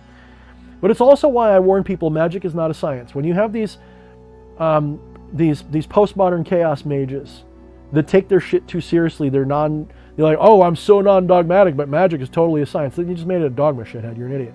When they're sitting there trying to tell you magic is a science that we just don't understand yet, and blah blah blah blah blah. Shit. Go show me the repeatability of your magic. Yep.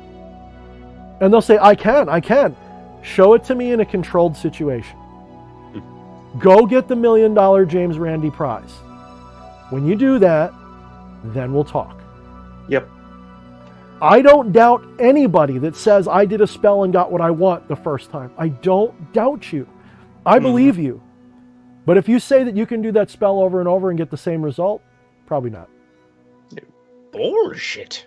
If you can make even $1 like appear on demand reliably, I want to meet you. Like every single time. And I'm saying that as somebody who is egotistical enough to say that every magical working I've ever done has worked. They haven't always done what I expected, but they've all worked. Yeah. But or if they didn't work, I know why, and the reason why was because what I asked for wasn't what I actually needed. It's like magic. Magic, do as you will. Magic doesn't do what your ego says. Your ego does what magic says. And if your ego isn't aligned with what magic is really doing, it's going to say the wrong thing. If you're sitting there at their altar going, "Oh Lord, won't you buy me a Mercedes-Benz?" but really all you need is a ride to work. Right. You're just gonna get a bus ride, bro. You're still gonna get to work. Or maybe that X we're trying so hard to bring back into your life is not actually what you want or need. That's the most common request, is the X. It's either bring me my X back or punish them for leaving me or something. And those people, I try not to judge because I've been there. When I was younger, I did magic to bring back X's and bring loves back, and it never really worked right. And if it did, it worked in a way that was horrible. Like, it just wasn't what I wanted. Like, I know why we broke up. People ask for it, and I do it. I prepare them for the fact that, hey, this might not be. I totally stole this from EA. I do the 3-option thing, which is option 1. I can do the thing exactly what you're asking for, but I don't know that that's going to work the way you think it's going to work. The third one is, or option 2 is, we can try to work on you and whatever. But option 3, which is the one you really want them to take, is how about you sit down and you tell me sort of the ideal lover, and we'll work on that instead. Mm-hmm. Or I would even say beyond that. I think the lover is still an attachment. I would say, maybe you're learning to not be attached to needing a lover. Maybe, I only found my wife when I said, fuck it, I'll just be single and just do whatever. I don't care. I don't need a lover. And then boom, my wife appears out of nowhere.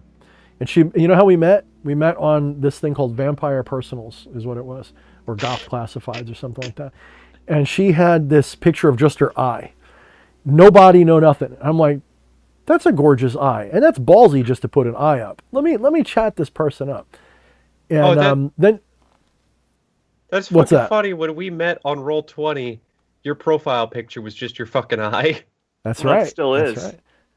Yeah, it is. Well, it's a little bit of my cheek, but it's mostly just my eye.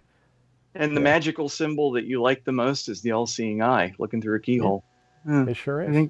I think there's some valuable analysis being done here. Yeah, a little bit. It's a little bit of shadowy kind of work. And of course, the Shadownomicon, the cover, is the inverted version of the all-seeing eye. It's the blinded dark eye. It's the eye looking, peering out from the darkness. So brown eye. It's Eddie. Bad Dragon's calling. Buddha. They want their spokesman back. I am the laughing Buddha of the left-hand path. Yeah, well, I think everyone's the laughing Buddha. That's the point. Hey, but no. So we'll be closing out in a minute. But one thing I want to touch on is people saying, and Lucas Vos says it beautifully, because I wouldn't say he's quoting me, but he shares my opinion, is that, at least mostly he shares my opinion. Magic's not real, guys. This isn't April Fool's. It's actually April 2nd. Magic is not any more real than you are. Magic is not real.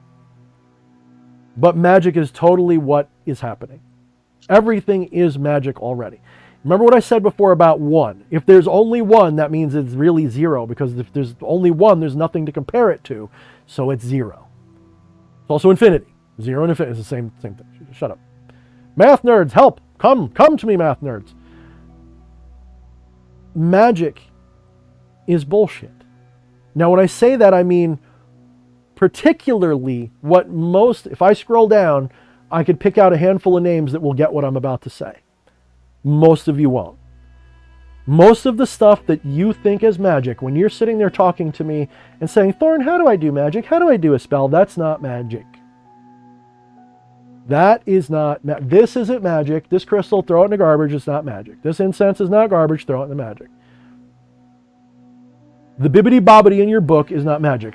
Become the Maelstrom is not magic. Your idea of magic isn't magic. Your performance of a ceremony isn't magic. The spirits aren't magic. None of that's magic. So everything you think magic is bullshit. The thing that... Here's where language breaks down, because no matter what I say, I'm going to say it wrong. So I'm just going to say it, and I'll try to correct it. The thing that compels you to do those things is the magic. The magic was already done, and you are now a manifestation of it, and you're experiencing it. So when you sit there and go, I need to do magic to get whatever, anything, money, car, sex, whatever. You say, what magic should I do to get that to happen? You go, I'm going to do this ritual to get this to happen. I got to do that. No.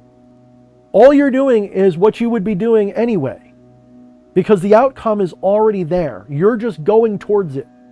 And you're picking a path of least rational resistance to get there as a conscious being. Your consciousness is going, okay, Thorne is here, the Thorne that I like. The one I'm watching right now is here. There's like an infinite number of Thorns, but I like this one right now. And I really want to go to the one where he's riding in a fucking solid gold Mercedes by the time he's 85. How do I get him there?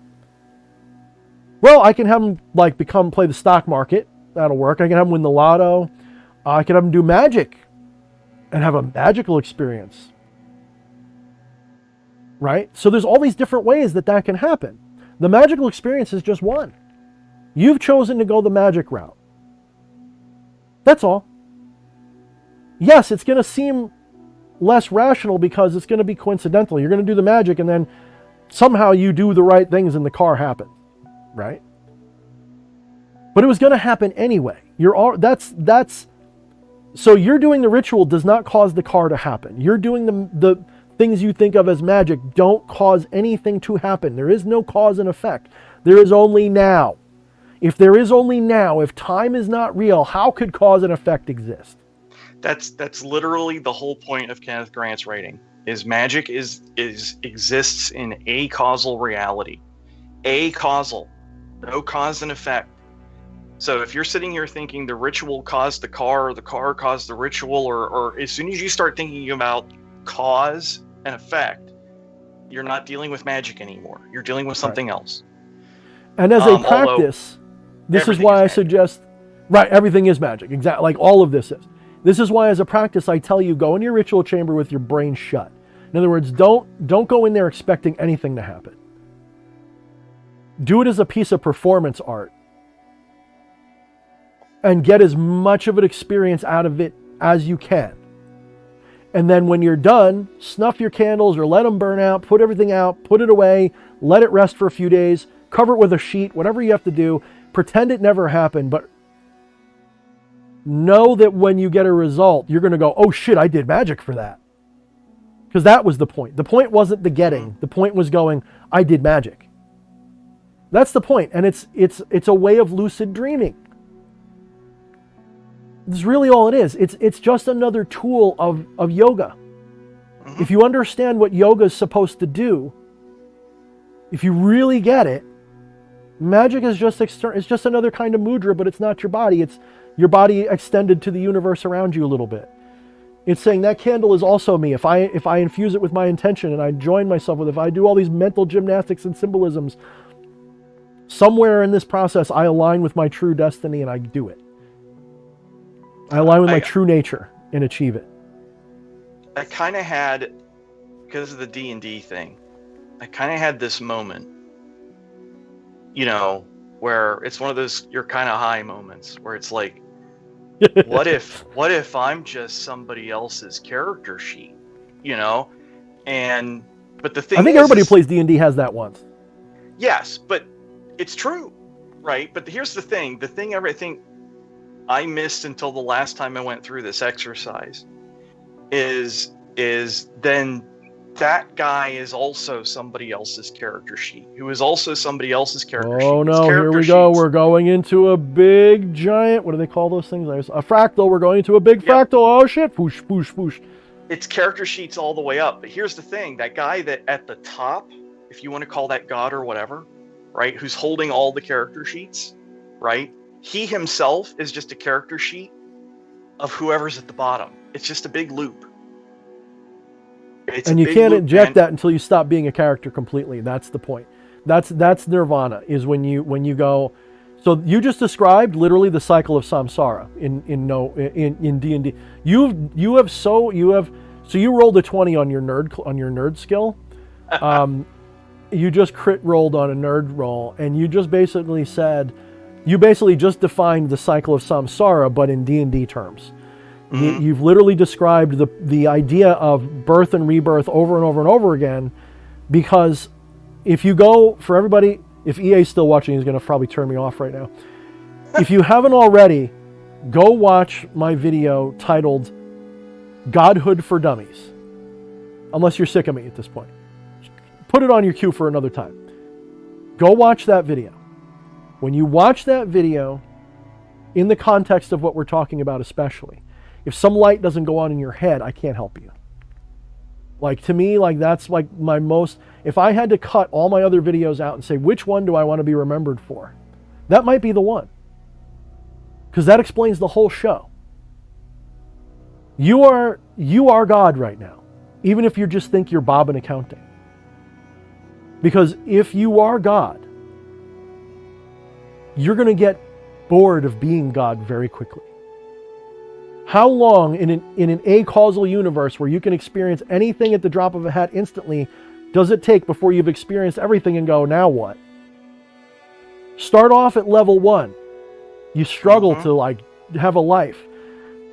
Level 5, you can fly. Level 10, you can teleport. Level 20, you're a god. Ask yourself, where will the game stop for you? Let's say it's a never-ending game. Let's say you start as amoeba and you think that's the beginning. Let's say you start as an amoeba and you end somewhere as a super lord god of time and space. Where does the game stop? What power, let me ask all of you right now, what superpower would make you go, I've got enough superpowers now? Everybody's going to be like, oh, I just want to fly or something. I'd be happy with just having super strength. I want to run fast. They'd pick one thing, and then after a week or two, it would still be cool. After a month or two, still cool. After 20 years or so, I'm just going to take the bus. Yep. You know what's funny about that? When I used to play DC Universe, the tabletop role-playing game, the superpower I always took was sorcery, because it's all the other superpowers. That's literally its power. You just exchange your points of this for any other power whenever you need it or want it. Which sounds like the most boring superpower. That's why I don't like DC. That's why I don't like DC. Because whenever I do anything in DC, it's like Superman. Everything should be Superman's the most powerful. He can do anything, literally anything. He's the ultimate Mary Sue in the universe. He can do anything. That's why I always like Batman a little better, because he's got limitations. He's the coolest DC character because, and people say, well, Superman has limitations. He can't do evil. Yeah, I know. But the man farts fucking hurricanes, dude. It's like things that are normally of an interesting level of challenge just are child's play to him, right? What's the challenge to him? To defeat a bad guy without doing evil. Ooh, that's just like all the emo fucking goth vampires. They're like, I'm totally a vampire, but I don't drink blood because fuck you. Like that. Oh, your only flaw is that you got to deal with being flawless. Fuck you. Like, come on. So, no. I mean, to me, if you're looking at, so the cycle of samsara is literally saying, when you are ascending, you will eventually reach that pinnacle of divinity. And everything, you will reach that pinnacle of divinity. Now, that could be morality as well, whatever. But the things that will entertain you will become more and more extreme until you reach a point where they can't get any more extreme. Then what? All you can do is fall at that point. Lucifer always falls. Lucifer always succeeds in becoming higher than the throne and then always falls to the pit where he has to start over. That's your cycle. That's the cycle. When we were talking about cycles earlier, I think Fleshy brought it up. That's the cycle.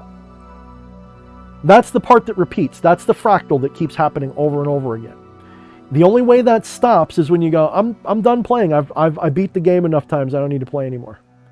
It's what like World of Warcraft, man. That end game gets to be such a fucking grind that eventually they bring up WoW Classic, and then you go back to the beginning and you start all over again. And I won't touch WoW I'll because of do their it. whole fucking stance on Hong Kong, but we won't go there. But yeah, I mean, and I liked things that they changed about WoW. I actually liked some of the things, but then they dumbed it down so it's literally a 2-button game, whereas it used to be you had to have all these powers working in synergy and everything. Now it's just, here's my attack, here's my not attack, and here's that, and I'm good. And it just got boring. But yeah, I mean, you're right. Eventually you go back to a harder mode because that's the only way to make it. Play a video game. Like I'm playing The Witcher 2 on easy mode because I never played it and I just want to finish the story. But even I'm like, I got to increase the difficulty soon because it's like I literally can't die. So like I don't mind having the God mode on standby, but I don't want to play the whole game that way. So think about it, guys. Right? This is also why you create the challenge of your ego. This is why you're taught to go beat your ego, because if you don't try, you never fail. And if you don't fail, you never find yourself. So I think on that note, we're going to have to call it there because I think my voice is going and I think we're on the 3-hour mark. Am I wrong? Something like that. And I've been listening to the same music for 3 hours. I'm turning this off. Fuck you. Oh shit. Yeah, we're actually just past the 3-hour mark.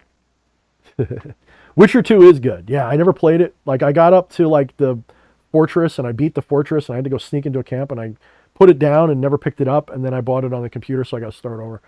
So, yeah. I'm going to play them all. No, The Witcher 2 is good, though. It's good enough.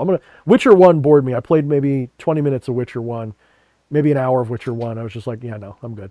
I don't need to beat this. But, yeah.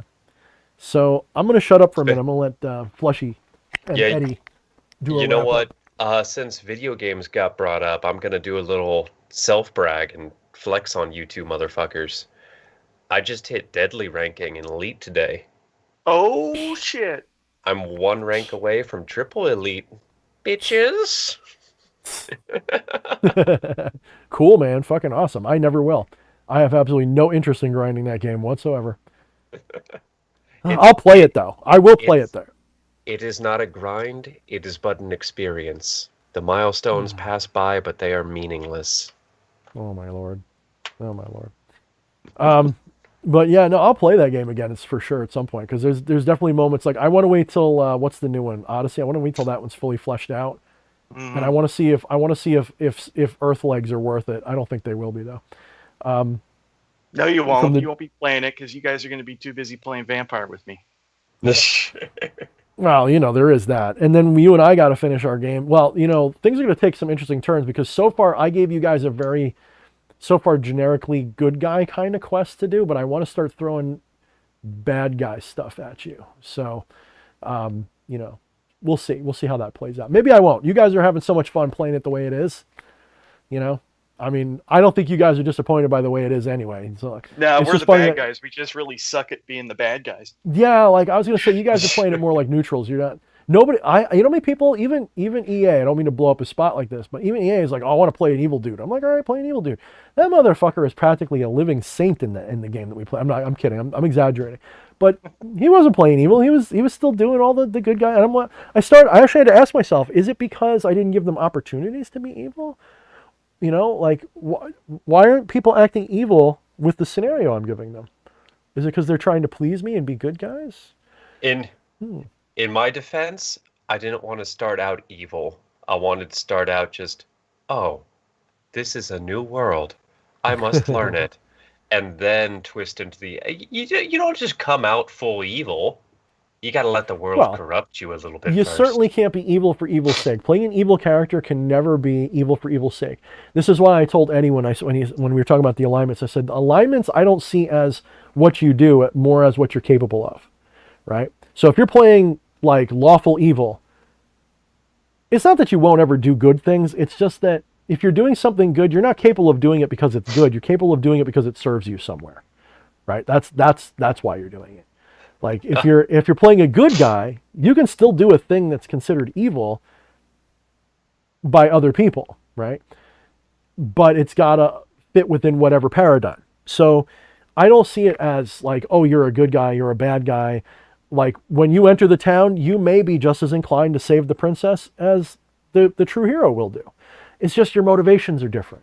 You're doing it because some other reason other than altruism or lawfulness or compassion. Maybe you're like, nah, I want to save the princess because I got more chance to kill people and sacrifice them to my god.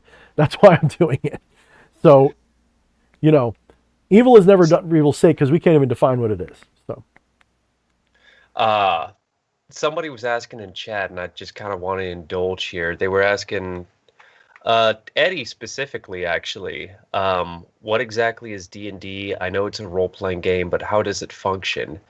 It has never really been my sort of game, so I don't know much. It seems fun according to you. And I don't know. We're going to have to make this another conversation. Okay, about 4 hours. Yeah. Maybe that will be...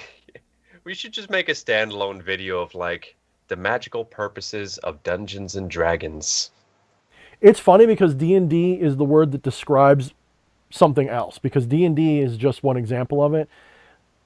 Have you ever heard me talk about role-playing, guys? That's what D&D is. It's a form of role-playing. Actually, learning to role-play or learning to method act or doing acting is actually, if you want to do a lot of stuff with spirits, is actually really, especially if you want to invoke or do possessions and stuff, get good at acting.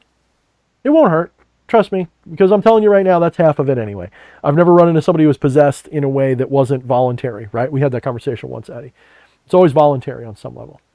So the process of, say you're invoking a spirit or evoking one, part of that process is using your imagination and role-playing their presence until it becomes real.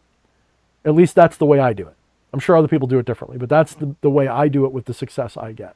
Is because I will imagine them standing in the corner until they are standing in the corner. I will role play that I am Lucifer until the things I'm saying are Luciferian. I will invoke, that's what invocation does, right? So learning to role play as a game is a great way to practice your acting. Don't worry about what system to play. Dungeons and Dragons is just one of them. There's a million of them. Dungeons and Dragons is the best only because it's the most accessible and there's a lot of material, and you can't throw a stone at the letters D and D without landing on Dungeons and Dragons. You just can't. So even role playing, it's like Google role playing. Dungeons and Dragons is either top or easily on the first page anyway. So that's all. I don't know, Eddie. They asked you. I'm going to shut up. Eddie, correct me. Well, so first somebody puts on like a nurse's outfit. And then somebody else puts on like a nun outfit, and that's role playing. You go to work, you wear a suit and tie. Yep. You're role playing. You go to your mom's house, and you pretend like you don't curse and smoke and finger yourself every other day. That's role playing. Come on, guys, you got to be irreverent. Who here is so pious they never touch themselves? How many of you are pure? Fuck off. Right? I am the good child in my mother's eyes. I can do no wrong, for I am pure and I do not indulge in the sin. That's like when I was a teenager and this one chick cheated on me. And the guy was bragging. I'm like, that's fine. What does my dick taste like? Because I was there first. That's how irreverent I am. I'm like, fuck I you, like fucker. that audio. Not the whole thing, just the what does my dick taste like. So this is adult conversation, of course, guys. But yeah, so it's all role play. Everything you're doing right now is role play. Everything you're doing is a D&D game. But I highly encourage you to try it. And if you haven't tried it, I don't accept newbies in my D&D games for several reasons. But you get some learning behind you. I might include you in it at some point. So yeah. Well, I think we should start to wrap it up. Alrighty. Let's sell everything one more time. If you guys love my work, there is a pinned comment at the top of this live chat, and we will also try to make it. Fuck that, we don't even have to do that. Just go into the description. You will find the Linktree link. It's the very first link. Click on that. Go there. You will find links to everything. I've revamped it a little bit to be cleaner, because before there was like 30 links. Well, I've cleaned it up. If you click on the books link, it takes you to my website. Well, it's really my blog. And you go there and it'll have all my books listed. You go to each one below. It'll be different ways you can support me, as well as other ways you can interact with me. Facebook, I'm a little bit of a lead shield. That is to say, I post stuff, but it's hard to get a hold of me through there now because, frankly, I hate social media with a passion these days. It's just getting harder and harder to relate to people. Amen. And it's just because, and everyone's so toxic and shitty. Discord's a little better because it's closer to an old school BBS, which was my favorite way of onlining, which was you had a bulletin board service with everybody showing up and we all have chats and we all do this cool shit. So Discord's a lot easier to get my attention on. I don't respond to private messages very much though. I sort of have a rule where I put up a brick wall, even if I love you, unless you're like in my close friend circle or something, I don't mix my business and pleasure that much. So if you want to message me, you can try on the regular Discord channels, and if you look, I respond all the time. I'm always commenting on things, especially if you tag me in something. Or you can email me, and to do that, you can go to my blog as well, my website, and my email address is all over the place on there. So if you have a real question, like you want my services, you want to do work with me, you want consult, you want to join something, that's a good place to go. You can email me, and I will respond. Again, I'm not looking for a lot of, like, you know, I'm an extroverted introvert. I need my me time, my alone time. And I'm very careful about who I share myself with. Like Eddie has been trying to be my friend forever, and I only recently was like, yeah, fuck it, let's give him a try. He's a cool dude. And no, I'm just kidding. And we played D&D together, and now I respect the living shit out of him. He's one of the best. So I'm not looking down on him or looking up at him. He's a cool dude. So he's definitely in the circle. So, you know, but I'm just saying, you want to hang out with us, come to the Discord. I think it's starting to scroll right now. Hang out with us at Discor. Anyway, when that's finished, just type that in to your web browser and click that and join us if you want to get a hold of me. And if you want to get a hold of Eddie, because I know Eddie's offering services now, I think they're paid services. I don't remember for sure. But if you think Eddie's also wise, which he is, if you want his services, you know, maybe he'll handle my lightweight on the things I don't want. I'm kidding. Eddie will do services for you as well. And if you're interested, where can they get a hold of you, Eddie? Discord's the easiest way. I'm also on Reddit, but Reddit's such a wretched hive of scum and villainy. Like, I'll go in and like fight a motherfucker, but I won't go on Reddit, man. Fuck Reddit and Twitter. I'll use those to troll. That's it. I don't go on those to use them. I have an account on Reddit, and that's just to respond when I see people stealing my shit. And then I just go, by the way, you know, that's my stuff, motherfucker. Please be nice. I can't stop you, and I'm not going to narc you, but please stop. Please buy it anyway if you like it, at the very least. I have to eat. I am fat, getting skinny. I need some food. I'm wasting away. Yeah, look me up on the Discord. It's probably the easiest way to find me. Yeah. Yes, Wyatt, we both offer not that kind of services, and you're underage to get any of those kinds, so please watch your mouth. Oh, man. well, yeah, no. Yeah, but no, we definitely offer services. The services are ritualistic services, consultation services, things like that, readings. When I do rituals, I'm very selective. I have two tiers of rituals. I have my affordable shit, which is much less questions asked. You can just email me with your concern, and if I feel drawn to doing it, I will, and I usually do. Because I'm not putting all of my personal life energy into it. I'm conducting a ritual, you're watching it, I'm basically doing it for you. You watch it, and all of that energy that I put into it with the ritual, you unlocked it and you do it.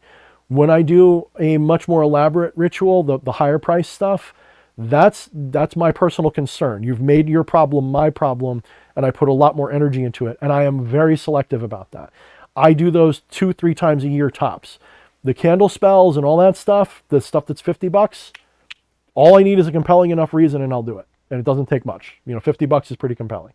So if you have the results, they both get pretty equal results. It's just the bigger tier services, I'm going to work with you. I'm going to do a reading on you. I'm going to do a more elaborate ritual.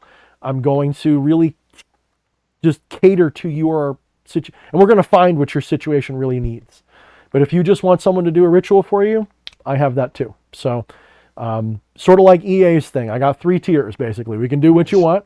We can either fuck the person up, help you out, or figure out what your problem really is. It's kind whichever of like one of those 3.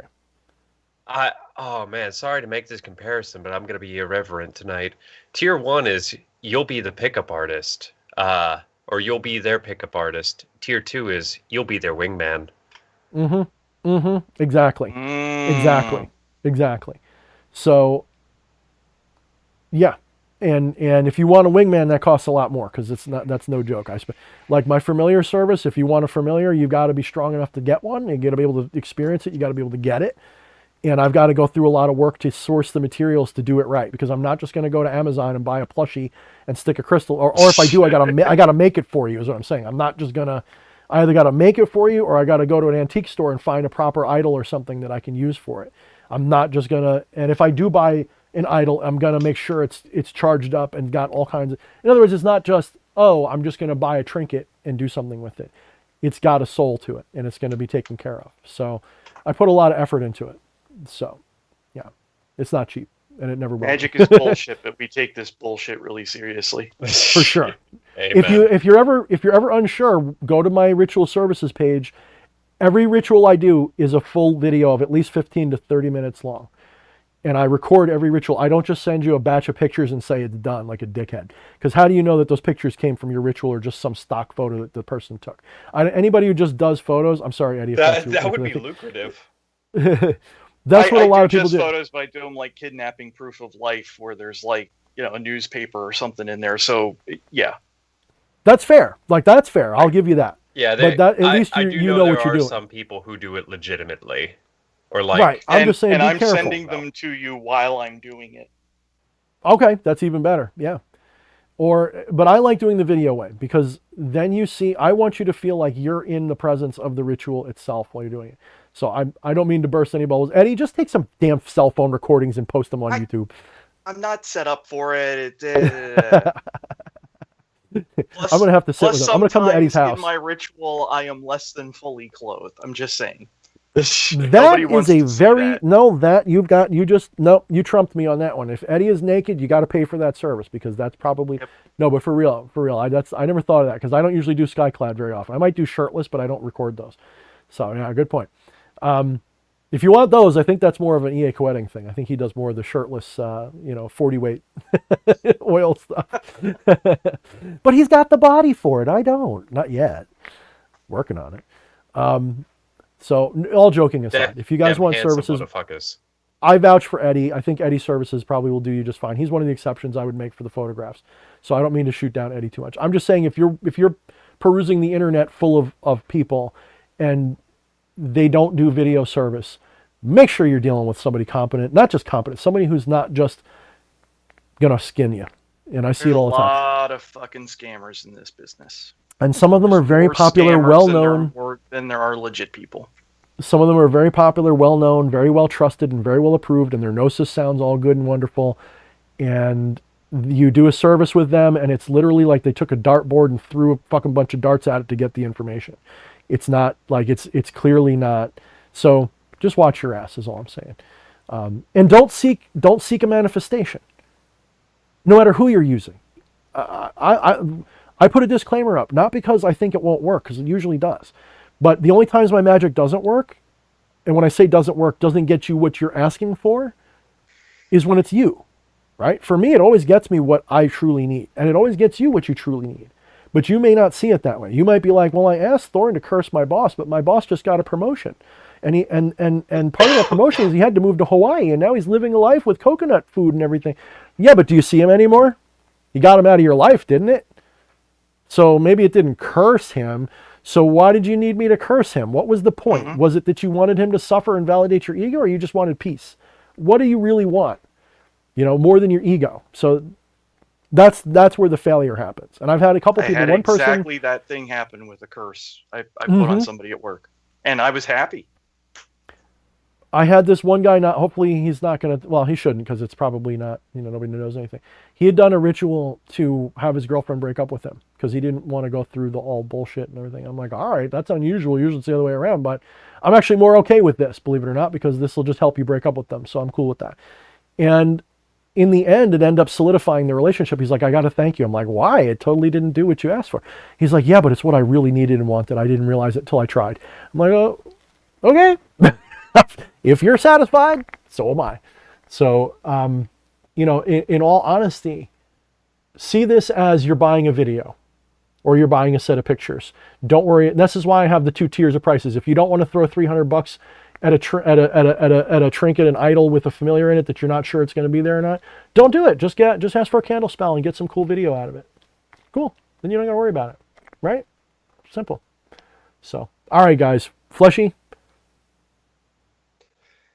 Yo, motherfuckers. He's like, fuck. Yo, motherfuckers. Tell your friends and warn your enemies. And never take yourself more seriously than your enemies do.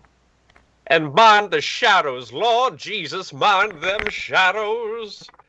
Oh, praise. Praise him and all of the hymns that are with him. Praise him. Praise. Praise Jeebus. All right, we're good.